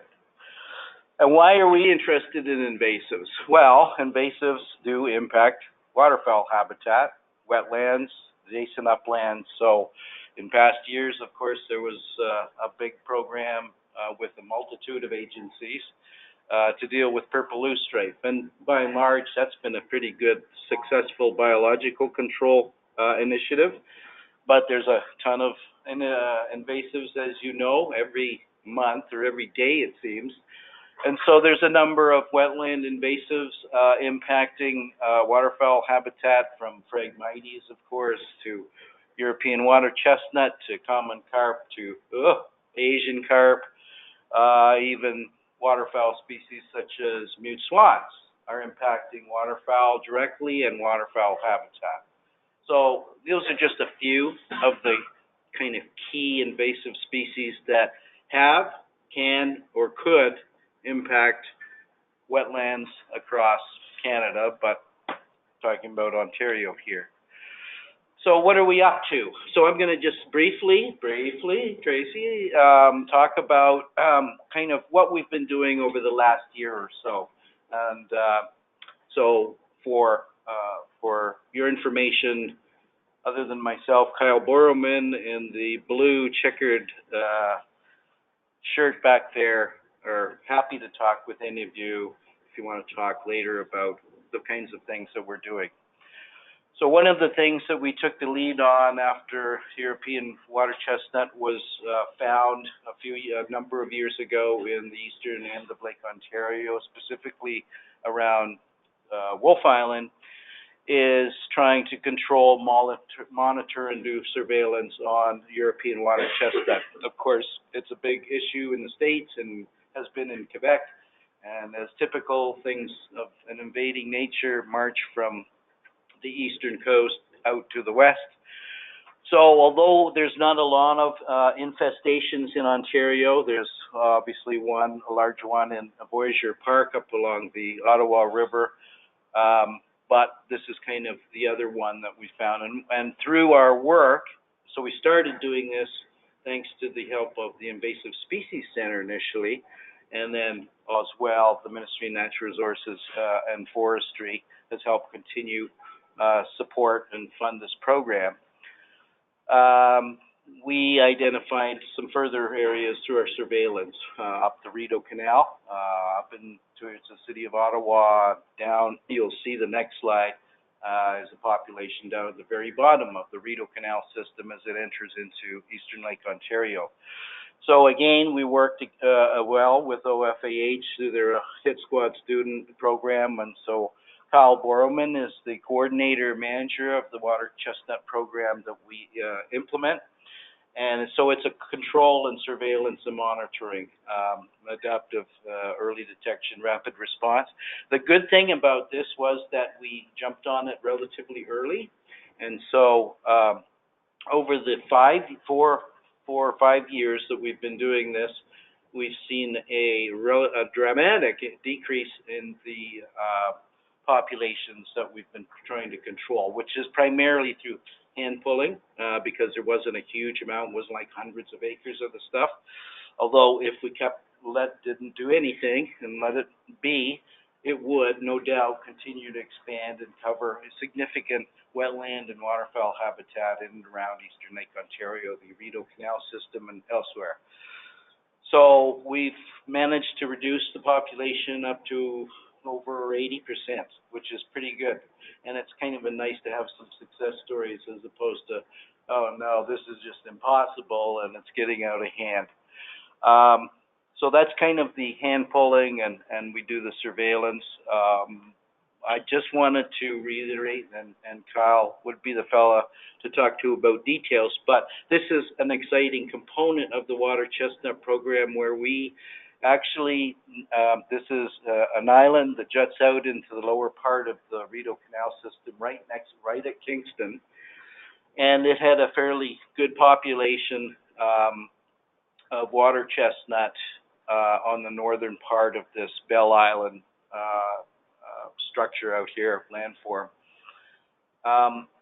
Because there were some heavy metals in that, as many coastal cities had tanneries and so on, it was a bit kind of polluted that way. And so we decided that instead of pulling the plants and stirring up the sediment and getting into perhaps some environmental issues, we would try to use a registered herbicide. And so this was the first application of a herbicide we used Reward or Dicot. This was the first one to control water chestnut in Canada. So Kyle's pretty proud of that. And we tried to get a little science involved with it. So we did set up a grid system and monitor it with quadrats and sampled it for water chestnut and other aquatic plant species. And as you can see, pre-herbicide treatment, there was a fairly good blob of the water chestnut in that area. Oops, sorry. Here. And then we did 2 treatments that summer, and we again sampled pre-treatment, post the first spray, and then later on in August we did a second spray, and the idea was to kill the plants with that before they drop the seed, the mature seeds down into the bottom of the sediment for them to regrow again this year. And as you can see, it had some pretty dramatic results, going from kind of an incident of 249 of the quadrats having water chestnut down to 21. So it was pretty successful for the first year, or I'll obviously go back and monitor it and see what's coming up. Also, we did monitor the impacts of some other of the key floating emergent species there, such as water lily and so on, and there was insignificant impacts on those species as well. So it did the job. It didn't seem to have much of any impact on other native flora there. So it was a really good success story, and we're looking at promoting that as a story now that we know that it worked well. So that's the water chestnut thing. However, I want to draw to your attention, like many of you, that 5 minutes, thank you, that we can't do this without funding and good people and good partnerships. So I got to tell you, we're getting there to really control this water chestnut in eastern Lake Ontario, but we don't have any confirmed funding for next year. And as this is nothing new to many of you, but if we don't get the funding for next year, it's going to be a shame to see us go down to 20% of the population left and have it kind of come back again if we can't fund it. So if anybody knows any group or agency or funding mechanism out there that could help us continue this program on, come and see me. I'm all ears. So that's the water chestnut. So it's a big one, and again, it was supported with invasive species funding, M&R funding, and hit squad student through OFAH. So this is our kind of support work on invasive Phragmites, primarily down in a pilot control area, or fairly large scale pilot control area at Long Point and Rondo Provincial Parks on Lake Erie. So we worked with a number of groups such as the Nature Conservancy Canada, of which Eric will fill you in on much more detail on this in the next presentation, but M&R, Rebecca Rooney from University of Waterloo, and a number of other groups to try and deal with the invasive problem of Phragmites at Long Point. So we got involved with providing some mapping services initially, but we've tried to continue to support it with the funding that we have available.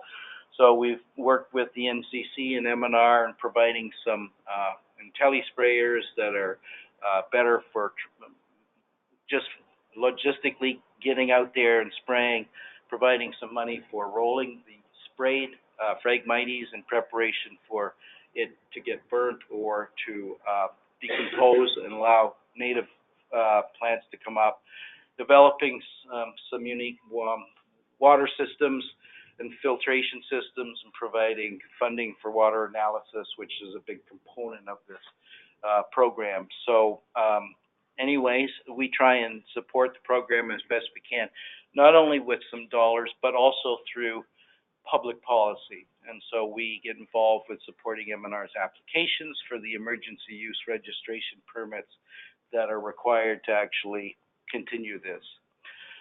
So in the course, we have conservation specialists working with landowners, of which you've seen we have about 4,000 now, but every year we deal with another 100 or 200 landowners.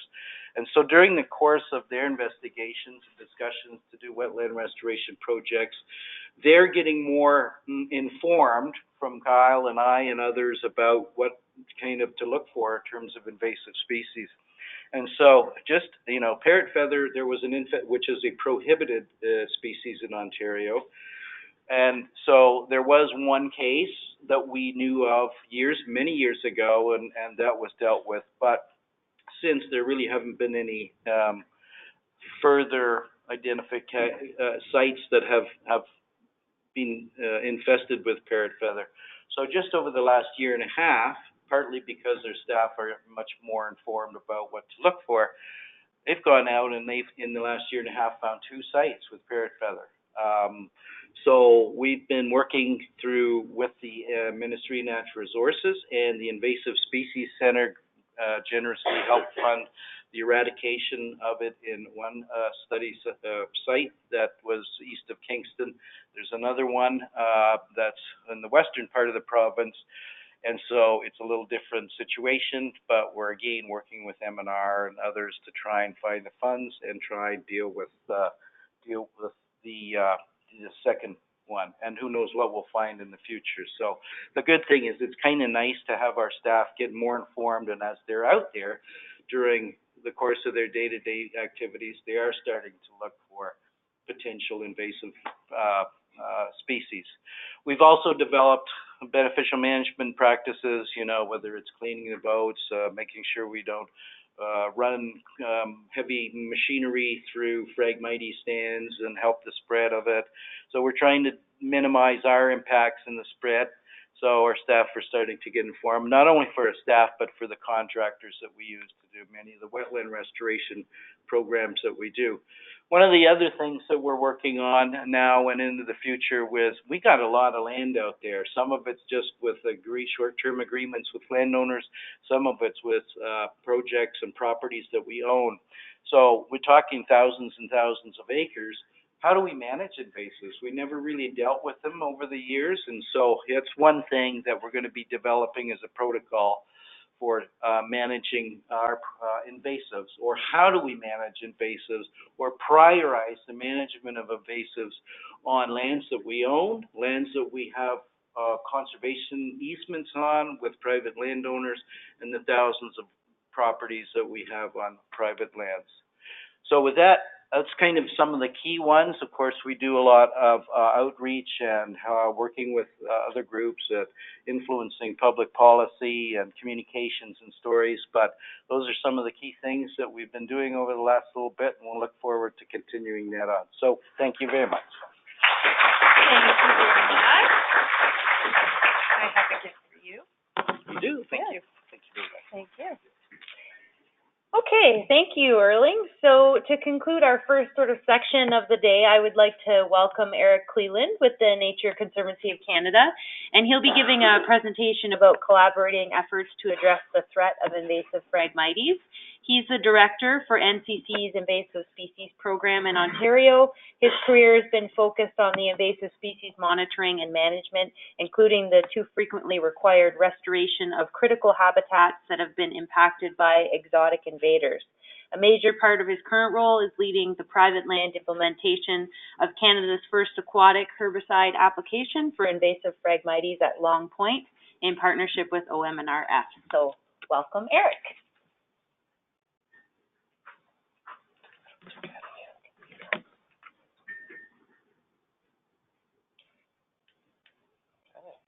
All right. Good? Did it go? Sorry, I haven't tried it yet. So I was just checking to make sure if it had a pointer. Okay, sorry. Thanks, everyone, for having me here today. Thanks, Tracy and the team at the Invasive Species Center for pulling together such a great agenda and such a great group of people. I do think collaboration is the key going forward to resolving most of our invasive species issues. I think Erling said it well. He came with cap in hand looking for money to do this work, and I think that probably resonates well with almost everyone in this room, is that we all need money to support this work, and it is tough work to fund. So by working together, we can leverage our efforts and hopefully conserve the environment for the generations in the future. Phragmites. The picture tells it all, but I think most of the folks in this room are aware of Phragmites and know what the impacts of frag are. This is a picture of a private coastal wetland in Long Point. That's our fearless contractor, Eric Giles, right there of Giles Restoration Services, that does all of our ground herbicide treatment control. That frag is pushing 20 feet tall. It's incredibly dense. There's absolutely nothing that can reside in there. In addition to all the other challenges that this plant has as far as displacing wildlife, it's quite frankly, it's really expensive to get rid of. And that's back to that funding issue and that need to collaborate and make this good work happen. Back in 2005, we've probably all heard the stat that Ag Canada suggested that frag was Canada's worst invasive plant. 13 years later, we're worse off than we were in 2005, so we obviously haven't learned our lesson quick enough quite yet, but we are making progress, and there's some really good steps in place these days for managing not only invasive Phragmites, but hopefully tools that are being developed for other aquatic plants in the future. So here's where we work, and I'm going to give you the condensed version because Colin told me he had the shepherd's crook ready to pull me off if I didn't. So this emergency use registration project at Long Point and Rondeau has been in place for 3 years, 3 full operating seasons now. It did take a couple of years prior to that to actually get the approvals in place to do the work. So the black circles on this map show work that was done in 2016 and 2017 that was areas that were retreated in 2018, and the yellow circles show new areas we treated. And a quick breakdown of the colors, most of what you see are conservation lands in the Long Point region there. I'll draw your attention, and not to call out our federal friends, but the orange lands that make up the bulk of Long Point are held by the Canadian Wildlife Service and are heavily inundated with frag and are the last remaining lands that need to be treated in this wetland complex. And just for a bit of an idea of scale, Long Point that you see there in the middle of the map sticks out about 40 kilometers into Lake Erie. So we're talking a pretty big area here. A little bit about the EUR, or the Emergency Use Registration. So back in 2016, an application was made by the Ministry of Natural Resources and Forestry to get an emergency registration for the use of glyphosate, a product called Roundup Custom, for use to treat Phragmites in aquatic conditions. That's a pretty significant accomplishment. It's the first time that's been received for the country, not just the province, and it really is the necessary tool to get this plant under control. Nobody's first choice is using an herbicide, but the reality is at the end of the day, sometimes you need to use the best tool for the job and the only one that's effective. And at this point, herbicide is definitely our best option. The neat thing about Roundup Custom is it's actually a surfactant-less version of glyphosate. So it's the safest possible version of the product to use in an aquatic environment. That does mean we do have to mix it with surfactant so that it actually binds to the product and breaks down the cuticle layer of the leaves for proper absorption of the chemical. But it is, however, incredibly safe, and we have a lot of monitoring in place. Erling touched on a little bit with the University of Waterloo that tracks all of the efforts of the project to date. It was, 3 or 4 bullets doesn't really describe the amount of work that was gone through by the Ministry of Natural Resources and NCC and Ducks Unlimited and hosts of other stakeholders that wrote letters and campaigned to get this product registered in Ontario. But the reality is there's a lot of approvals, and they should be there. And they need to be there to protect everyone's health and safety in the environment in order to make sure that this project goes through the way it should. So we got permits from DFO and the Ministry of Environment, MNRF. A lot of planning was needed to make the public aware. If you're going to spray a wetland in someone's backyard, you better make them aware, and you better educate them and make sure that they're comfortable with the work and the science that's supporting the work. And so there was a very significant communications plan, which fed, of course, into our actual implementation plan. And probably the biggest piece of all of this is the monitoring plan, led by Dr. Rebecca Rooney at Waterloo. So why Long Point? Long Point's really unique in that it's one of the few coastal wetlands that's not diked, it's not controlled, it's not managed by structures or people. It's got all of its natural pulses, all of its functions intact. So it has a lot of opportunity for landscape scale impact in restoring those areas that are heavily inundated by Phragmites. I don't have the exact number of what the percentage of the wetlands at Long Point are that are colonized by Phragmites, but it's probably approaching 50%. And at 40 kilometers long sand spit that's home to 23 different species at risk and a host of native wildlife, it's obviously a prime opportunity for showcasing what we can do to reverse the impacts of invasive species. It's important for a whole bunch of the reasons in the second bullet there, but the reality is the Mississippi and the Atlantic flyways for all of the migratory waterfowl in North America that summer in the north and winter in the south, a lot of them funnel right through Long Point and southwestern Ontario, and this is a key stopover area. So there's a lot of wetland habitat that's very critical at certain life stages for these waterfowl. So it makes good sense to restore these for not just species at risk, but all wildlife in general.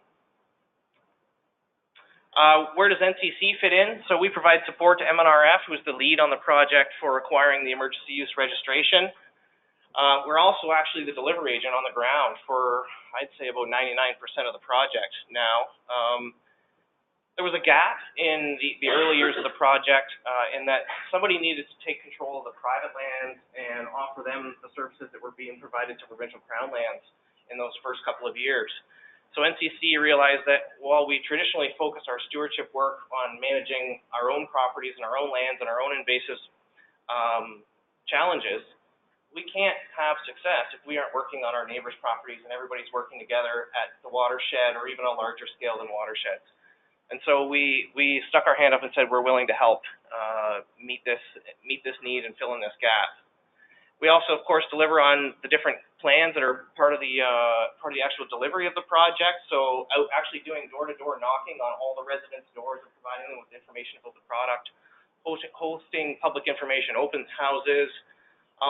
And one of the biggest things we did is actually the second last bullet here is we coordinate a group called the Long Point Phragmites Action Alliance. And it's made up of 25, it's actually approaching 30 different organizations now in the Long Point area of folks that are interested in getting invasive Phragmites out of their backyard and off the landscape. And that's a range from agriculture to all levels of government to cottage associations, fishing and hunting groups, etc. Everyone that has a stake in these environments and likes to either recreate there or lives there or hunts there, fishes, bird watches, etc. And this group has been really great in helping us leverage our abilities into the landscape and get the key contacts. Okay, well, that farmer, he's got frag, and he knows this farmer, and helps us put together a really comprehensive plan on the landscape. It's been really successful. So I leave that message with you guys that use the people around you. They're there. They're all volunteering their time for the most part, and it's been really effective. So how do we actually do it when it comes down to the work? We have three main tools. We also, not only is it the first aquatic application of an herbicide for Phragmites in Canada, but it's also the first time it's been applied aerially using a helicopter. So all 3 years of the project, we've had helicopter treatment on these sites. Helicopters offer a lot of benefits. They can do a lot very quickly. They don't put a footprint on the ground, and they're quite frankly, they're very cost effective when you work out the cost of actually doing work on the ground. So when you use a helicopter, thanks Colin, when you use a helicopter, there's some really strict conditions that the pilot must adhere to. So he's not allowed to fly higher than 3 meters above the height of the frag. So there are trees and wetlands occasionally and things like that. So it's quite interesting and dangerous work. He can't fly faster than 60 kilometers an hour. He can only spray directly over Phragmites. There's a lot of very prescriptive conditions for that work, and there should be. The other tool we have is NCC owns a Marshmaster, which is a unique amphibious track machine that's built in Louisiana for the bayous. And I can tell you this is the answer for any large-scale Phragmites issue that you need to get into the wetlands. We've tried Argos, we've tried everything else. There is nothing else that can take you there and bring you home, which is the key part of doing the work. As a Marshmaster, it's a really impressive piece of equipment. It has all kinds of attachments, sprayers, rollers, cutters, all kinds of stuff for doing the full suite of activities. And then lastly, we have a John boat with the IntelliSpray system that Erling mentioned earlier, that actually we can reach out. Those are retractable hose reels. They go 300 feet either side of the boat, so we can get out in the wetlands to areas that aren't easily accessible or are particularly sensitive, and we can treat the frag that way. I got to go a little quicker now, my maps, but what you need to see from this map is everything in the helicopter is actually GPS tracked. So the yellow is where the frag is, the orange is where the spray boom on the helicopter actually turned on and turned off, and the black is the flight line. When you zoom in, it looks like that. It's actually very precise application. Really impressive. The skill of the contractors and the way the product lays down, and the efficacy has been really, really high. Ground-based work's a little more challenging to undertake. So this is the Turkey Point wetland. In 2017, we treated all of those orange areas with a helicopter. In 2018, we knew we had to go back because you never kill frag 100% the first time. So we knew we had to go back and look, and there's no other way. You can't use a drone, you can't fly over with a helicopter to see one single stem down there in the wetland. So you have to go and look, and the yellow you're seeing on this map is where the Marshmaster actually traveled, and they physically looked for every stem, and in some cases it was one stem that they had to treat. But if we don't do that, it's coming back. We all know how frag operates, so it's a critical piece of the pie. This one piece in the corner of the Turkey Point Wetland Complex is private property that did not participate in 2017, but fortunately came on board this past season. So this is all new treatment areas. What I want to draw your attention to is a couple of things on this map. In the purple is where we sprayed, and those are all berms around the channels of this wetland that have been dredged on a regular basis. So disturbance. We all know frag loves disturbance. This is proof right here that everywhere they dig is where the frag is and where we have to treat. The other key message here is look at this big orange blob that was mapped. We use a variety of different techniques to map the Phragmites: remote sensing, aerial reconnaissance, ground reconnaissance, etc. If you don't do all of those methods and triple check your work, you could have a polygon sprayed by a helicopter, because I give a shapefile to the helicopter and he goes and sprays electronically. That it was not frag, and that's why you don't see it covered in purple on this map. So you do have to be careful that you're not actually doing too much in the wrong spot. It's important to triple check your work. Another shot of some private land. This is halfway out the point. You can see in the inset map on the right, the Long Point Company. They've been a partner on the project since the very first year. Yellow is all the areas that were retreated. Purple is areas that were treated new. The other portion of the marsh was all treated aerially in 2016, which is why you don't see any dots on the map for 2018. Other than a small bit that the helicopter did not treat in 2016, we came back in 2018 with the helicopter and hit those green dots there. The Crown also had to do some work in the Crown Marsh this year, so we GPS track all of our ground-based treatment as well. So every time Eric Giles pulls the spray wand, it records a GPS dot, and that's what you see in the inset map here. So everywhere there was frag to treat, there's a yellow dot. We also track where the machine goes, and that's the yellow lines as well. So we have a little bit of redundancy in our mapping, but it's important to have lots of backup. Monitoring is really key. I'm going to speed through this slide, but you can see all the different aspects that Dr. Rebecca Rooney is looking at. The first one is the community of Long Point and Port Rowan. We want to make sure we're not impacting their drinking water, so we're on a very regimented water sampling regime. As soon as the spraying hits, we take baselines beforehand as soon as spray starts, and we monitor every 12 hours until we see the declining trend to make sure that we never reach the Ontario Drinking Water Quality Standard. This year we didn't hit 5% of the drinking water quality standard for glyphosate, so absolutely no impact to the drinking water systems. Rebecca Rooney, quickly, 99.7% effectiveness in most of our aerial application areas, a little lower in ground because the Marsh Master crushes the stalks, and that doesn't allow the herbicide to translocate to the root system, so we do get a bit of regrowth in the ground areas, but generally extremely high efficacy, which is great news. And all the other things Rebecca's looking at, so what happens to the herbicide, how long does it hang around in the water, in the soil, what about aquatic organisms, what's going on in the benthic communities. We're partnered up with the University of Windsor on that work. We work with DFO on fish and fish habitat monitoring. We're also looking at all of the sensitive vegetation that we're trying to protect. How are we impacting it, or are we impacting it? And lastly, we're trying to contribute our experiences to PAMF, the Phragmites Adaptive Management Framework, which is a Great Lakes-wide collaboration of frag control techniques. Every good program needs fire, so we roll all the frag in the fall and the winter months, and we conduct a prescribed burn where we can. It is hard to burn a wetland for obvious reasons, but sometimes you can make it work if the conditions are just right, and that's part of a key part of any integrated pest management program. We often, as part of this project, focus on the herbicide because we're all happy that we got the tools to do the job in this great habitat, but it's only one part of the cycle. We need to do the follow-up work as well. Where do we go from here? We got to go farther than Long Point. Frag is now in Alberta, and it's all the way to the east coast, so it's great we're doing work in Long Point, but obviously this needs to grow. It's back to that money question. We have to follow where do we need to treat after 2018, and those single stems that'll be there next year, we know we need to go back. In order to, so that our work isn't undone, we need to make sure the Canadian Wildlife Service treats their lands, because we've now worked to every border and completed work in every coastal wetland in the Long Point region. And we need to grow beyond up the Great Lakes and beyond Ontario. That's it.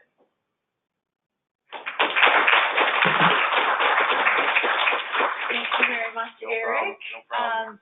Karina, do you have this gift? Oh, okay.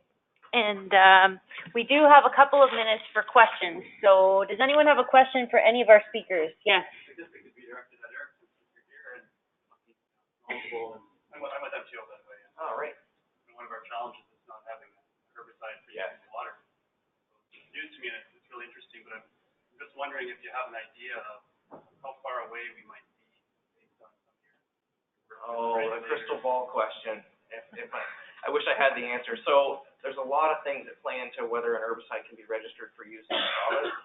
And the biggest thing is the support of the manufacturer, the support of the ministry that's responsible for invasive species. So obviously we've got MNRF at the table. They've led the project for several years now. But we need to have the manufacturer needs to support and pursue full registration with Health Canada of the product over water, which is realistically a 2-year process and has not yet been started. So we're at least a couple of years away if they choose to make that full registration. There is another product that's already in that process with a different active ingredient, which may be approved sooner, and so there may be an option, but it may require different application techniques.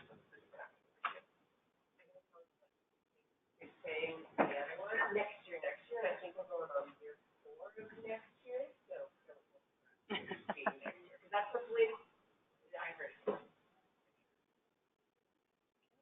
Other questions? Could you guys move a little bit closer to the mic? They can't. Oh, sorry. Any other questions for any of our speakers this morning? Okay, well, thank you. Oh, there's one over here. The first presentation we had on, Yep. remediation on libraries and the growing of plants and that. Yes. I noticed on the pie chart we had black holes. And I know that's the game. So I'm just wondering, I know it's fast growing trees. Is that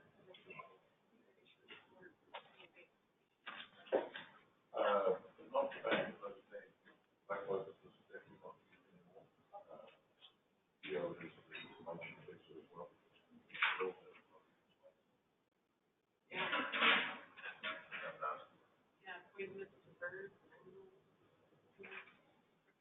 So are you finding makeup for that?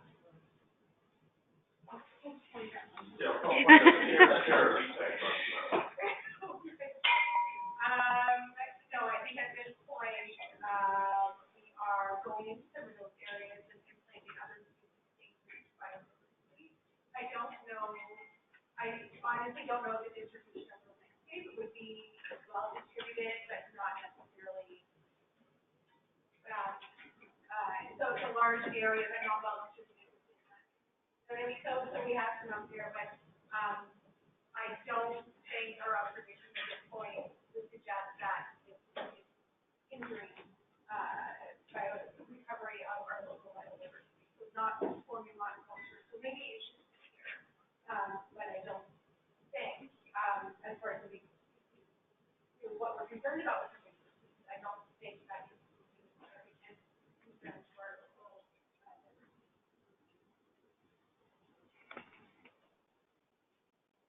Okay, great. Well, we do have to move on to our next portion of the session, but I encourage you to talk to any of the speakers at lunch if you have other questions.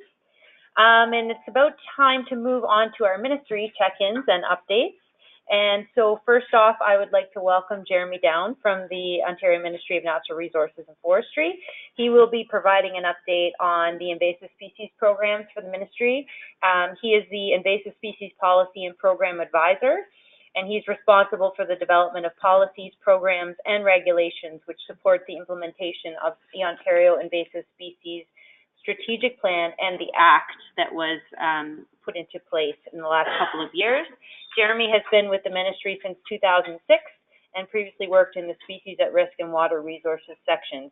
And Jeremy is going old school with no slides today. I thought I'd break from the mold because I think everybody's seen my ISA deck about 10 times. So, so I thought I'd just use some simple notes. I've been telling the organizers I'll probably be a little short so you can let the more interesting presentations go a bit longer. But anyway, so I just wanted to start by basically thanking all of you for coming. So when Tracy and I started talking about, the idea of a forum probably a year ago, it's kind of this idea of bringing everybody together, an opportunity to really share the stories and identify opportunities for collaboration and partnerships. And when you think about the things we've had this morning, the common thread that I like to see is M&R is behind the scenes to a certain degree in all of those projects. And that's, really the key role that I think we are playing in terms of the management control, the education awareness type actions that are happening right now in the landscape that, we're supporting, providing base level funding, and some science and expertise to help these partners really deliver the on the ground actions and activities and awareness that are out there. And so one of the key objectives for today was really to give you guys a chance to see what's going on, to, talk, identify opportunities where you can collaborate, where you can work together. The reality is this is a challenge that the ministry can't do by itself. The Ministry of Natural Resources and Forestry is not going to fix the invasive species problem. We've got a great new piece of legislation. It's one tool in the toolbox, and it's probably, really a relatively minor tool in that toolbox, given the landscape impacts that we're challenged with these days.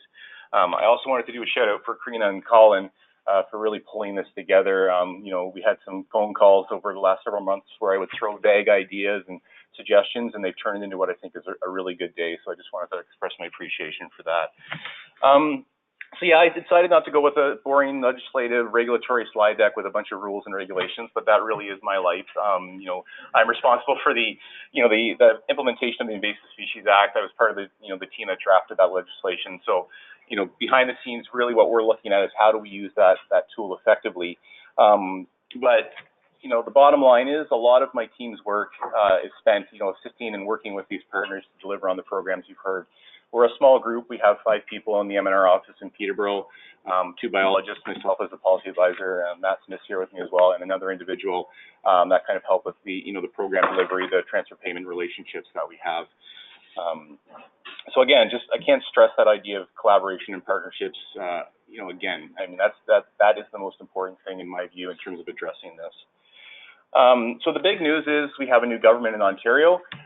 So we've been a little bit quiet maybe for the last year. We had an election period where government kind of goes into that safekeeping mode, where we weren't, out there. We weren't able to do, advertising, outreach, those types of things. We have a new government that, has a slightly different perspective on maybe how government should be run, in terms of, their objectives. They're really focused on the economic situation in Ontario and the budget. I'll be honest that nothing has changed from an invasive species program perspective. Our funding remains the same, our staff complement remains the same. So for us, it really is moving forward, kind of status quo, focusing on kind of that, our core responsibilities around program development, policy development, et cetera. So, despite the shift in government, there hasn't really been any significant change in our program or from our perspective. Also, just to reiterate the point, when the legislation was brought forward, we had all party support. So again, the Conservative government was supportive of that time. They do see this as a significant issue, and I think it's just as they work through their priorities, some of their initial priorities, we may see some more concerted effort or interest in what can be done from an invasive species perspective. So we'll see where that goes. I did want to look back a little bit. So, in terms of our invasive species program within the ministry, we spend have a budget of approximately $2 million to $2.5 million annually. If we look back kind of over the last 5 years, that's kind of the ballpark that we've been spending. The bulk of that really goes right out the door. So we have, $1.4 million in transfer payments with the 4 partners. So ISC, the OFH, the OIPC, as well as FOCA, the Federation of Ontario Cottage Associations, that unfortunately they're not here today. But that's, where the bulk of our money goes, and you can see the programs that are delivered by using those funds in terms of what was presented this morning. As I said, we have the 5 staff. We also put about $250,000 this year into the Phragmites Long Point project. So there is a significant concerted effort to really look at the Phragmites challenge. We just had the conversation about some of the issues with the herbicide. And, from a manufacturer's perspective, one of the key challenges there is it's the economics of it. If they have to spend a lot of money to do the science to demonstrate, this is safe and get it registered in Canada, is there enough business there for them to actually sell the product? Like, are they going to make their money back? As big as we think Phragmites is, in the herbicide realm, it's small potatoes from the corporate perspective.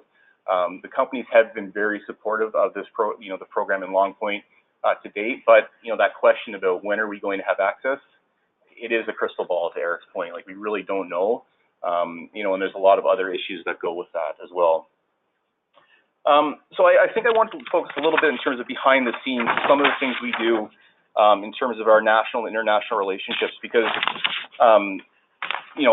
really a lot of the on-the-ground work is being delivered by the partners. So what our real focus is on really that national and international collaboration, looking at regulatory consistency, looking at policy consistency, looking at opportunities where we can collaborate on funding opportunities to enable the partners to deliver their programs. So there's a number of forums that we participate in.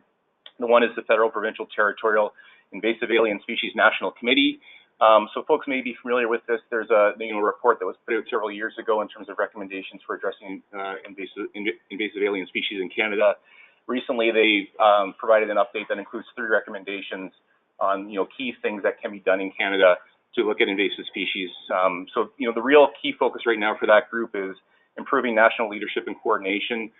So again, how do the provinces and the federal government really work together as a team to address the areas of shared interest? I mean, this isn't an Ontario-specific issue. It's not a Manitoba-specific issue. These issues cross borders. So how do we work together? And the other key area is improving response. So again, we get these invasive species that are introduced. We all like to use the terms rapid response. I work in government, nothing's rapid. So how do we actually, when we get these scenarios, do that early response, do that early effective engagement, get on it right away before we're into the hundreds of millions of dollars in control expenditures. And Richard will talk this afternoon a little bit about some of the costs that are already being incurred by some of these established species. And then the last one is really enabling actions by Canadians. So if we don't have the volunteers, if we don't have the landowners, if we don't have the community groups involved in helping us with these challenges, we're not going to succeed. So how do we enable, engage, and support those individuals who want to participate and really help with this issue? That's a key focus of that committee as well in terms of how we do that going forward.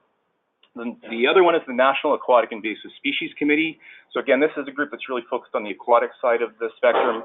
But again, they've also developed an annual work plan that's really looking at strategies for addressing some of those species. So the Asian carps, for example, there's a new species, tench, which is moving up the St. Lawrence, causing some concern. They're really looking at how we address those at a national scale. So not just, Ontario specifically looking at it, how do we all work together? Because again, these things move across watersheds. The last one is the Great Lakes Governors and Premiers. So this is the organization that includes all the Great Lakes states as well as Ontario and Quebec, given we all live around and benefit from the Great Lakes. So this is where the original least wanted list of the 16 least wanted aquatic invasive species came from. Those are 16 of the 20 species that are now regulated under the Invasive Species Act here in Ontario. Back in October of 2017, they had a meeting. They've now put forward a recommendation for 5 additional species, or they've added 5 additional species to the least wanted list. So tench being one of those, given the concern that it's now in Lake Ontario, essentially in the eastern end. Marbled crayfish, New Zealand mud snail, European frogbit, and yellow floating heart were the species that were identified as kind of the next set for the least wanted list. So internally, we're looking at those from a risk assessment, regulatory assessment perspective in terms of, what actions could be done under the Invasive Species Act, kind of as our next, group of species to look at.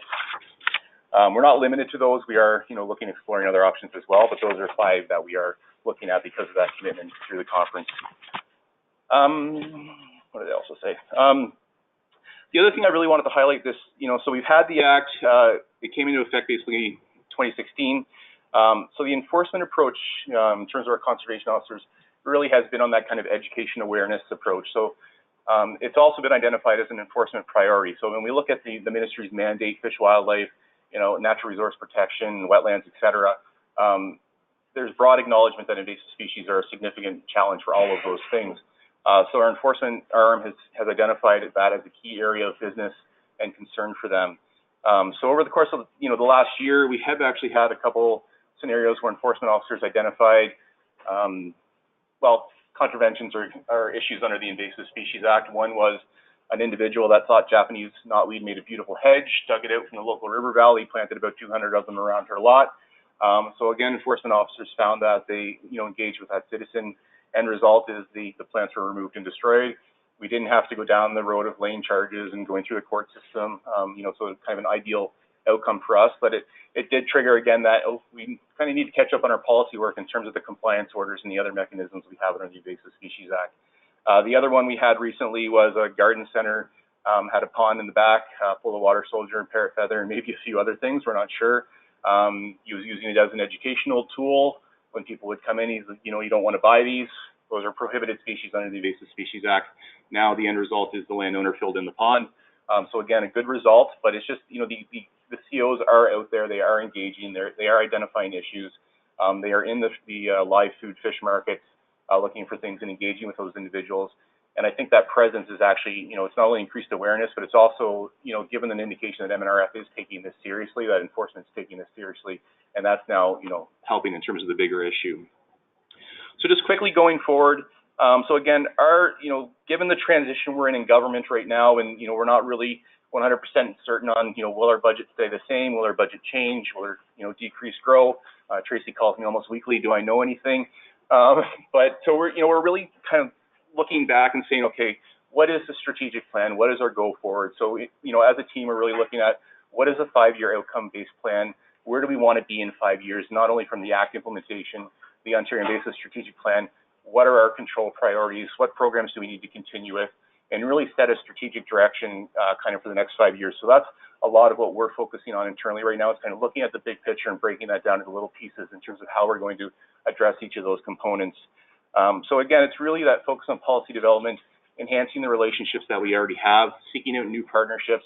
I'm thrilled to see the First Nations community members that are here in the room today, because that is one area that we've identified as a gap in terms of we don't have those communities engaged in a lot of these. There was some down in the Long Point area supporting that project, but again, there's significant opportunity, I think, for all of us, if we improve our relationship there on this issue. And again, we really do want to continue with the strategic control projects you've seen highlighted this morning. So keeping the water soldier going, making sure Kyle gets rid of the parrot feather, he's on it. And then again, with the Long Point and the Phragmites, overwater emergency use registration, again, keeping that going. So we are planning to continue with that project this year. Given the significant investment that's been made, we don't want to lose that investment. So again, that's where we're thinking right now. But as we, this government comes out with a new budget, as we get opportunities to brief up to the new executive, the picture will hopefully become a little bit clearer, and we'll be able to, give a broader message to our partners in terms of where we're going on a forward basis. So with that, I'll stop.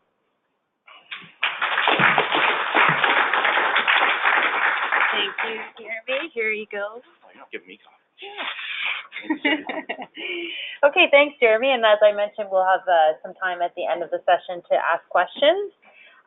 So our next speaker is Andrew Healy with the Ministry of Transportation, who will provide an update on Phragmites management.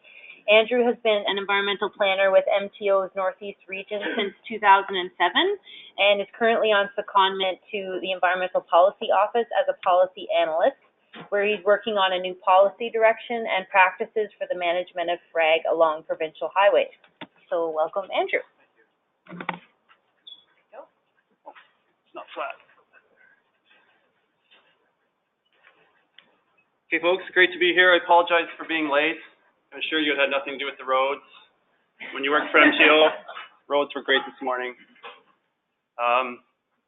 So it's great to be here and share with you an update on what MTO is doing, but also, perhaps more importantly, to learn from, all the good work that's going on. I see frag is a hot topic here, and that's what I'm going to touch on also. My colleague Brenda Crothers wasn't able to make it today, but conveniently I'm just down the highway in North Bay, so it's a good fit. Working in Northern Ontario, I didn't really have a lot of exposure or experience with Phragmites. Maybe I recall about 6 or 7 years ago, driving down Highway 11 to Toronto with my wife, and she said, "I really like that tall grass. We should plant some of that in the yard." And I said, "I think that's invasive Phragmites, dear." And since that time, I really started to see it more. I don't know if it's because I'm more aware of it or it's more invasive moving up north. It's probably a combination of both. But in terms of MTO's business, Phragmites is by far our biggest concern in terms of invasives. So just what I'm going to touch on today, just some new stuff, some inventory work we're doing in our update on our treatment program. Over 2018, we've been working on new contract specifications and a draft BMP. And lastly, a case study on the Highway 401, Highway 540 interchange. So our frag inventory really started in southwestern Ontario in our west region, and they've sort of been the leaders of MTO's Phragmites management program. I don't know if anybody knows Murray Purcell, who worked for the MTO down if you heard the name. Unfortunately, Murray retired last month, so that's a lot of knowledge going out the window, and he really was sort of MTO's leading expert. But the work they did in West Region really sort of spread, or I should say, maybe spread's not a good word, but was implemented across the province in 2017, starting to collect a provincial inventory. And by the summer of 2018, we're pretty much there. So we pretty much now know how much Phragmites we have in the province on the provincial highway network. The inventory is collected just using your phone with the ArcGIS collector app. So you drive along the highway, you stop at a Phragmites patch, and then use Google imagery to sort of trace the image. And so you get a very sort of accurate reflection of the size of the stand that way. So the purpose is really, like I said, to just see how much Phragmites do we have on the provincial highway network, and to be able to view this, in mapping software. It really puts into perspective the big picture of what we're dealing with. And perhaps most importantly, we can use it as a baseline. So this is where we are in 2018, and we can do subsequent inventories to see, are our treatment programs being effective? And the other end, how quickly is this continuing to spread? And perhaps that's more dangerously. We can also use the inventory to prioritize locations for treatment, and we can overlay it with our major capital construction program. So for the most part, we treat Phragmites through maintenance, but it's a good opportunity when we're doing reconstruction of a highway to address it through reconstruction, as it's a lot easier to fund.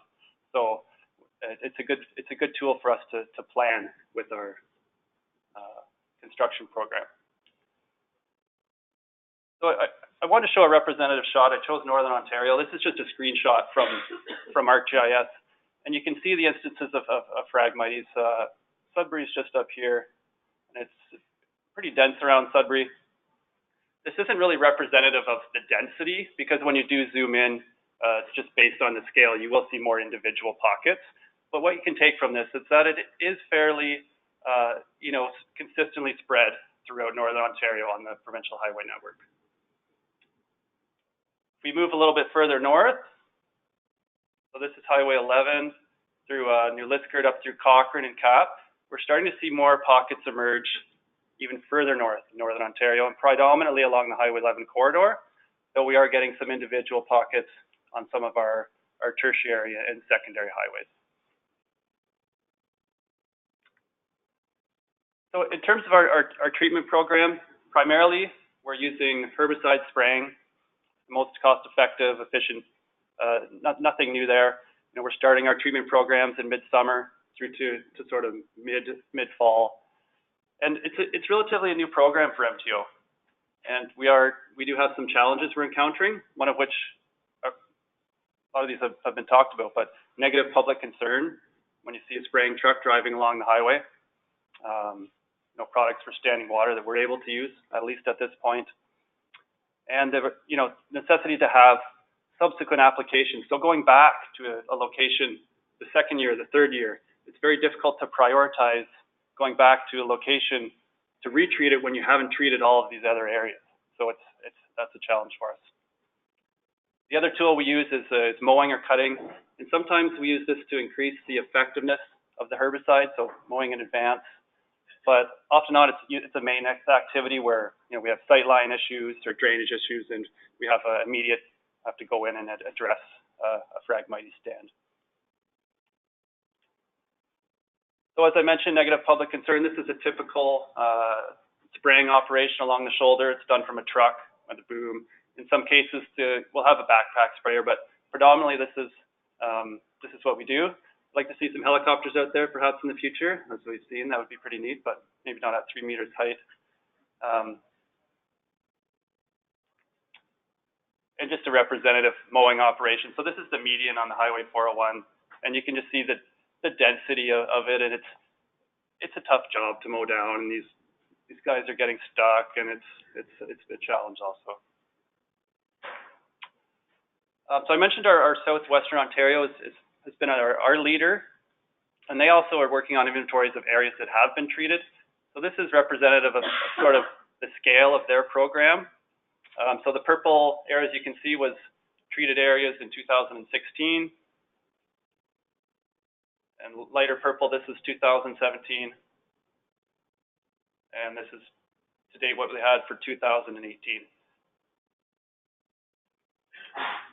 In terms of the overall treatment program, we had 1,700 hectares roughly treated in 2017. Most of this was frag. There was some wild parsnip out in eastern Ontario, and the approximate cost of this was $1.8 million. And so this is just contract costs. So these aren't the in-house costs of doing inventories. We have some funding research. These are the contract costs that the ministry put out in 2017. I really wanted to get the 2018 program costs for you, but I wasn't able to tally that, as we have contracts that are just being completed within the last month. But from the information I did get, we are again up well over $1 million, so that's positive. Some new things we've been working on are new contract specifications. These are directions to a contractor, so they know what to do, and it's consistent throughout the province. They know what the expectations are. They know how they're going to get paid. The first one is for cutting and spraying, and they can be used in major capital construction, or they can be used in maintenance. And it's really a way to provide consistency, consistent direction, and get consistent results from our contractors. The second contract specification we're developed is what to do with the frag material that we need to dig out, whether it's for ditching or digging, constructing in areas where Phragmites is present. It provides direction on how they're supposed to manage the soil, the root mass, and plant material, as well as some things like clean working protocols to make sure we're not spreading it off-site. And in most cases, the main option we have for this material is to take it to landfill as non-hazardous solid industrial waste.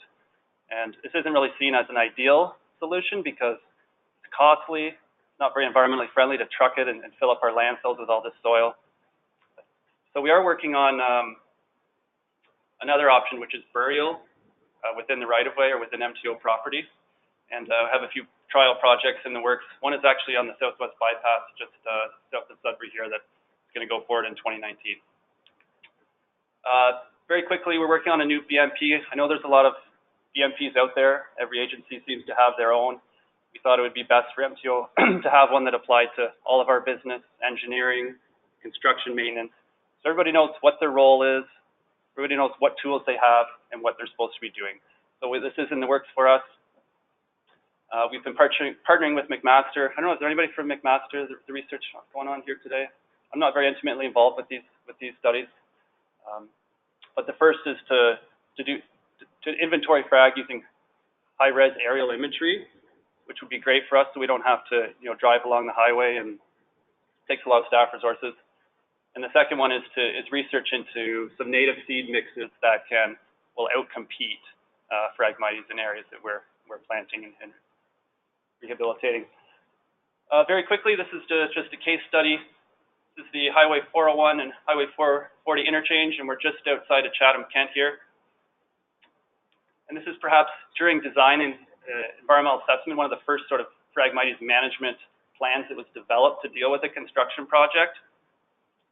Very typical of southwestern Ontario here, agricultural area. And it was actually through the EA process that the concern was raised by the public. So what are you going to do with all the Phragmites in the area? We want to make sure it doesn't get spread off-site when you're doing construction. And how are you going to make sure it doesn't come back? So zooming in, you can see some of the patches. It's not really representative of the total area. As you see, all this sort of lighter area was all previously mowed down in advance. And the strategy was really to go in and treat it before construction. And then all the area for construction needed to be excavated, Phragmites area, and it was dumped in a big hole here in sort of the southwest interchange loop. And then it was capped with clean topsoil and seeded. And the whole sort of footprint of the interchange and surrounding lands, about 25 acres, was all seeded with native seed mixes, and approximately 400 tree species or different trees were planted. So we're hopefully going to outcompete the return of the Phragmites. This is just 2018, so it's the first real growing season, and it will be monitored to see how effective it is. So today, thank you.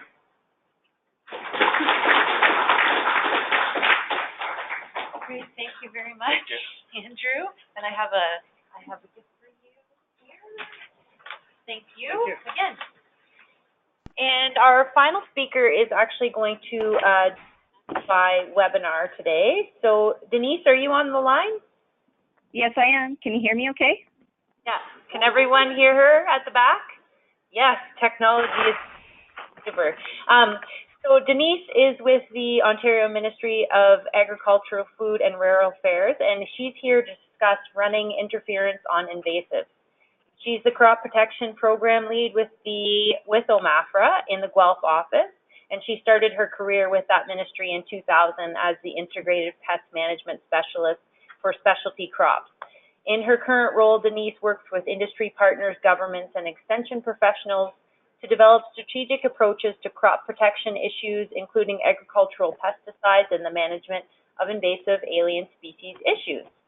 So Denise, are you going to advance the slides for her? Okay, so when you need to advance the slides, Karina will do that for you, Denise. Okay, awesome. Thank you.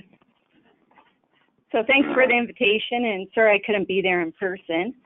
But so next slide.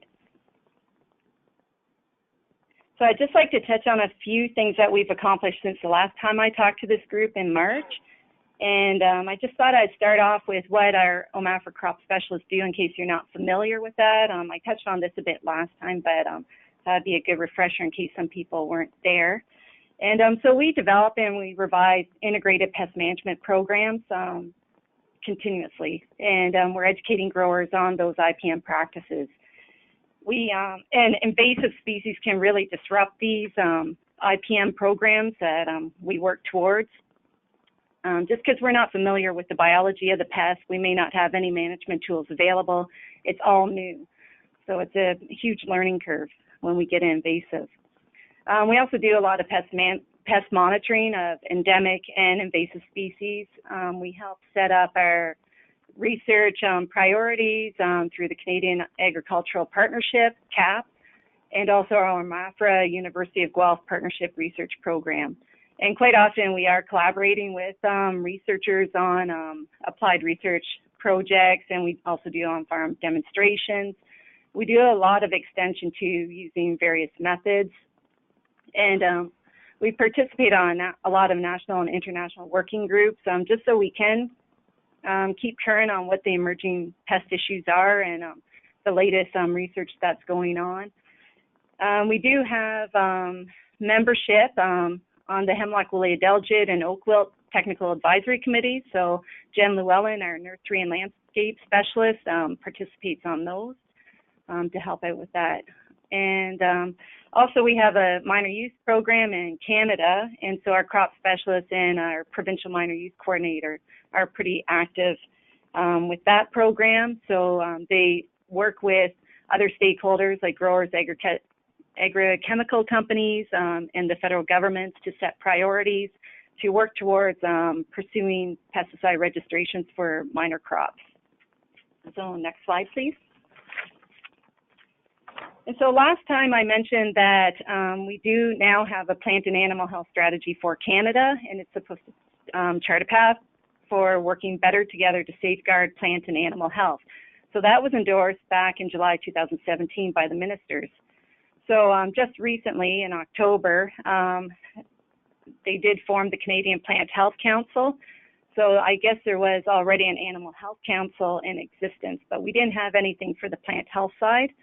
So this consists of 11 members from academia, industry, and various governments that are representing agriculture and forestry. And so OMAFRA does have representation on that council, and it's Annette Anderson, who's the director of the Agriculture Development Branch, and that's the branch that I work under. And so right now the council is focused on the protection for forests, agriculture, and other plants from pest diseases and other risks, and also working together on pest and disease surveillance and biosecurity. So recently they're trying to identify the key priorities and activities that they'll take on over the next couple years. So they did some outreach to the various stakeholders to see what their main key priorities would be out of a long list that were developed through the development of the strategy. So next slide, please. And so we do have an Ontario Weed Control Act, and OMAFRA administers that. And so back in January 2015, we made amendments to our schedule of noxious weeds, and wild chervil was added. And so this is a picture of wild chervil within a Grey County woodlot. Next slide, please. And so this past summer, there was a collaborative effort between OMAFRA, the University of Guelph, the County of Grey, and Dow AgroSciences on a research trial at this site in Grey County to try and manage wild chervil. So the top photo is there was an experimental product applied to that trial, and it got good control of the wild chervil. And the bottom picture is showing that it still have good control of the wild chervil, but it didn't have any activity on the milkweed, which is good, I guess, for the monarch butterflies. So the next steps will be that they have to generate more trial data in order to support a minor use submission. So after that, they'll pursue the registration for that use if the data supports that. Next slide, please. And this past April, we did have our annual Weed Inspectors Conference, and I mentioned this last time, but I thought it'd be worth mentioning again that usually during this conference, there's an overview provided on the Weed Control Act and the administrative and enforcement duties that are conducted by the municipal weed inspectors. And also it provides the latest on noxious weed management. So if you're interested in attending or you want to see the agenda, you can contact Mike Cobra. He's our OMAFRA Chief Weed Inspector. And so I provided his email address too. Next slide, please. Spotted lanternfly. So I thought I mentioned this pest because I get asked quite often about it, and it is getting closer to our Ontario border. So it does have a wide host range. It likes to attack various tree species and also grape, apple, stone fruit. Those are the ones that you commonly see mentioned, but it does have quite a wide host range. And just to the right is a picture that Lawrence Behringer from Pennsylvania Department of Agriculture took, where early nymphs of spotted lanternfly are attacking basil. And so it will feed on the plant stems and leaves, and it'll weaken the plant and sometimes kill it. So it's not a real strong flyer, but it's a really good hitchhiker. Next slide, please. And this is just showing the various pictures of the different life stages. So the adult's at the top, and it's quite a pretty insect, a plant hopper, and it's a fair size too. And it'll lay egg masses on just about any hard surface, so various trees, stone, can be on lawn furniture, anything like that. And the bottom, can you hear me okay still? Okay. The bottom picture is the early nymph, and as it gets older, it turns more reddish, and so at the far left is a late nymph stage. Next slide, please. So this past summer, we did monitor for this insect, and we also did in 2016. So 2016, we did 15 sites, and this past summer, we did 13 sites. And we used sticky tree bands, and we also did visual observations. We try to target high-risk areas, so that would be close to industries where they're importing stone from China, or there was tree of heaven present, which is a preferred host for this insect, or in the Niagara region, where there's susceptible fruit there. And so far, we haven't had any detections, but we do need more eyes on the ground looking for it. So that's why I thought it was worth mentioning, because it's like looking for a needle in a haystack when insects at low numbers. So the more people that know what to look for, the better. And because early detection is always preferred if it does make its way here. And so I know the Invasive Species Center and the CFIA do have some outreach material on their websites already, and we've done a blog on Jen Llewellyn's nursery blog, and we'll be doing more outreach to our grower groups too at various conferences and workshops. So, and this species was added to CFIA's regulated pest list in September 2017, and so it's of great concern. And next slide, please. This is another species that we're concerned about. It's a weed called Palmer amaranth. The Latin name is Amaranthus palmeri. And this is a blog article that our weed management specialist for hort crops, Kristen Obeid, wrote to educate on how to ID for this weed species, because it is of great concern. It's not known to be established here in Ontario. There has been past detections, like in 2007, it was found in along a Niagara Railway, but we went back this past summer and the summer before, and we could not find any pigweed species. So we are not aware of any established populations. So right now, education, we're just trying to educate on how to ID it properly, because it is pretty difficult to distinguish between from other pigweed species. And it's of great concern because it is in a lot of the states, and it's a major management challenge for their growers there. It's developed resistance to various groups of herbicides, and some have even shown resistance to multiple groups of herbicides. So if we get that coming in here, then it's going to be a challenge for our growers too. Next slide, please.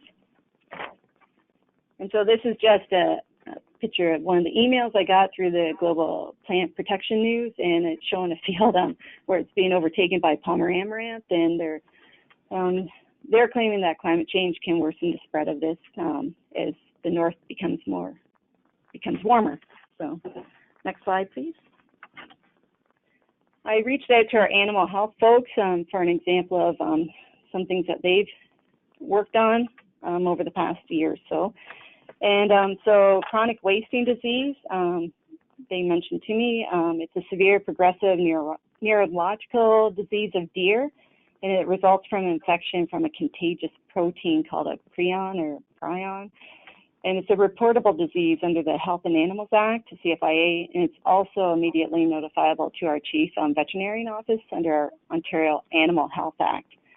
And so we've collaborated with MNRF to develop comprehensive surveillance plans and to support MNRF's efforts. Next slide, please. We've also supervised a voluntary chronic wasting disease testing program for all producers in Ontario who wish to test for on-farm mortality or slaughtered deer for this disease. And so they've just extended that for another year. And OMAFRA's also worked with MNRF to put together permits for the movement of domestic native deer species in Ontario. Next slide.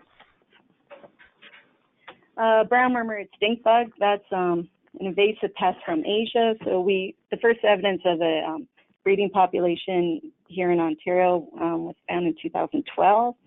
And so that when you find a breeding population, it gives a good indication that it's probably overwintering here.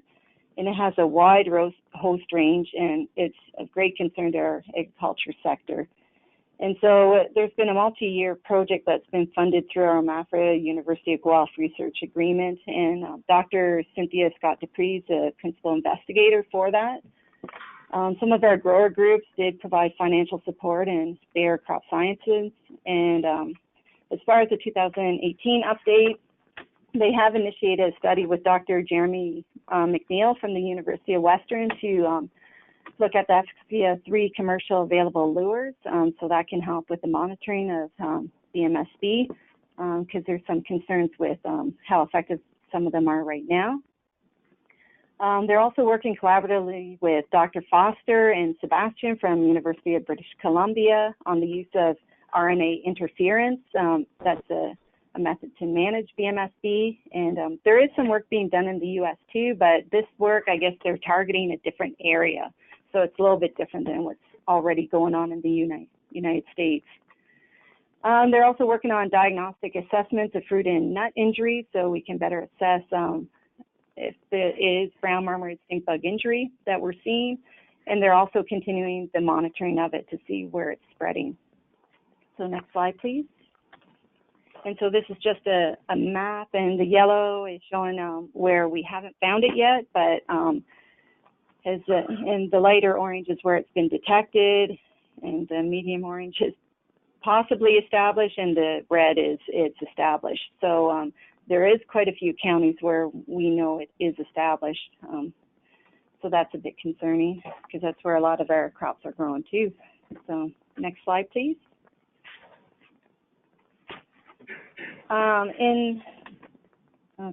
European cherry fruit fly, Regulatus cerasi. There was a finding of that in July 2016 in an urban park in Mississauga. And so CFIA confirmed the identification of it in 2017. And this is a regulated pest by both Canada and the United States. So there is movement restrictions in place now for Ontario cherries out of the province.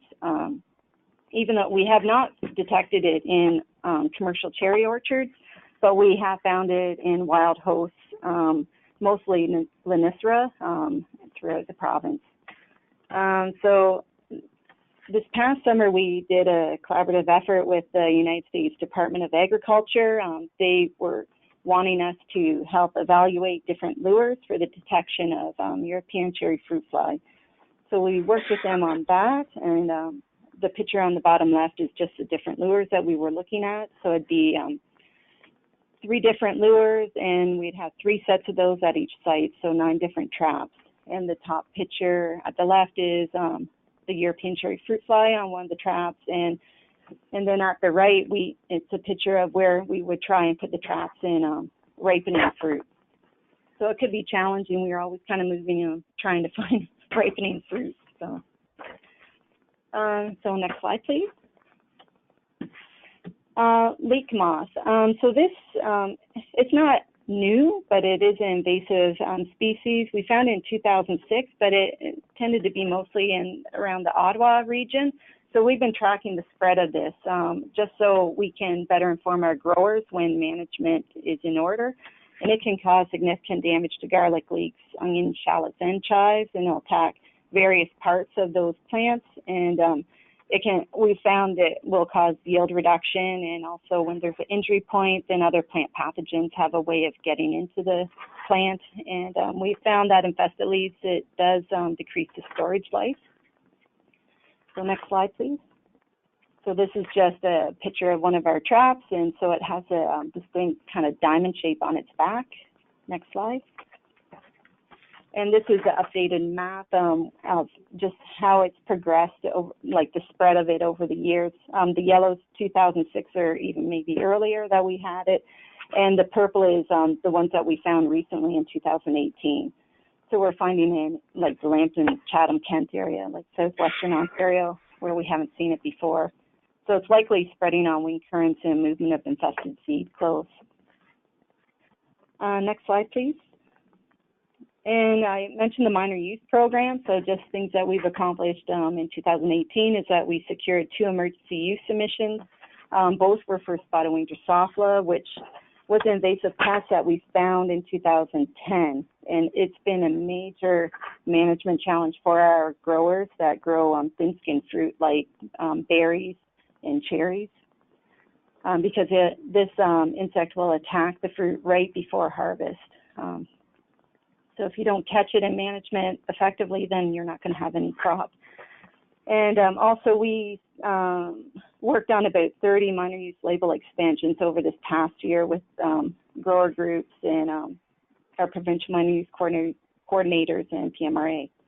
And so these were based on priorities that were set at an annual meeting in Gatineau, where growers and other stakeholders get together and decide what priorities they want the federal government to work on. It's mostly residue and efficacy and crop tolerance trials that need to be done in order to support data, to support those submissions. And so that's about it for me.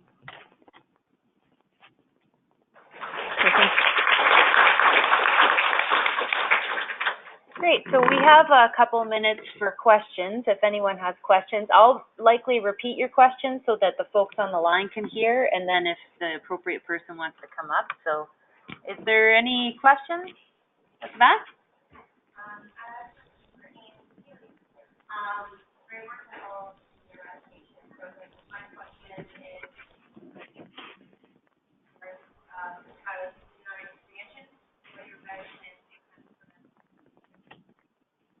The question was to Andrew from MTO, moving forward for the 69 expansion, what are the plans to prevent establishment of FRAG?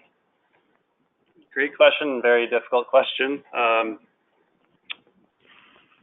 don't think we have any plans in place right now. But it's, I know we're becoming aware that these 4-laning projects that we do are conduits for FRAG spreading once you open up the soil.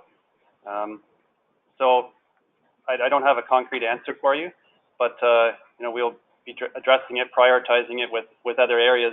You know, the one thing with these new contract specifications that I mentioned we have created, we can at least put these clean working protocols in the contract, so the contractor is obligated to clean, you know, to clean their equipment and not spread throughout the construction site. But a lot of the Highway 69 work, sorry, I'm getting long-winded here, it has been planned for many years, and it's difficult to put new things into construction contracts. There's the one underway right now is, you know, 3 or 4 year contract, but I would say future contracts will have new provisions to place more emphasis on it. Any other questions? Yes. I'm wondering about the questions about your inventory mapping. So whether that mapping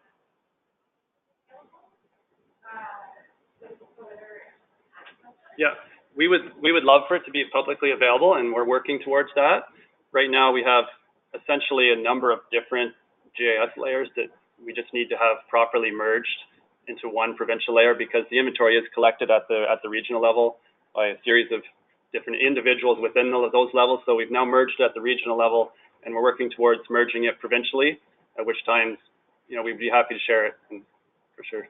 And then to follow up on that, I'm not as familiar with Southern Ontario, but in the Sudbury area, we have a native variety of fragments that's well distributed in the area, and I know there's a lot of concern from local biologists about the proper identification and potentially for removal of the native variety. So, do you go down to that level in imagine it's part of the So the question was regarding native versus invasive Phragmites and whether they are accurately identifying it so that there's no loss of the native frag, right? Yeah. Okay. Great question. It is something that we're looking at, and part of that is through that BMP that we're developing, which will have that identification component. The folks on the ground doing the inventory, these are maintenance folks. These aren't biologists. So, but you know, luckily the invasive frag, it's just the density of the stands, and it's from my experience not as difficult to distinguish when you have those real dense stands on the highway. And one more question from the audience for any of our speakers today? No? Okay, well, it's time for lunch, and lunch is ready. So please help yourselves and network a bit, and then we'll reconvene at 12:45, Colin? Okay, great, thank you.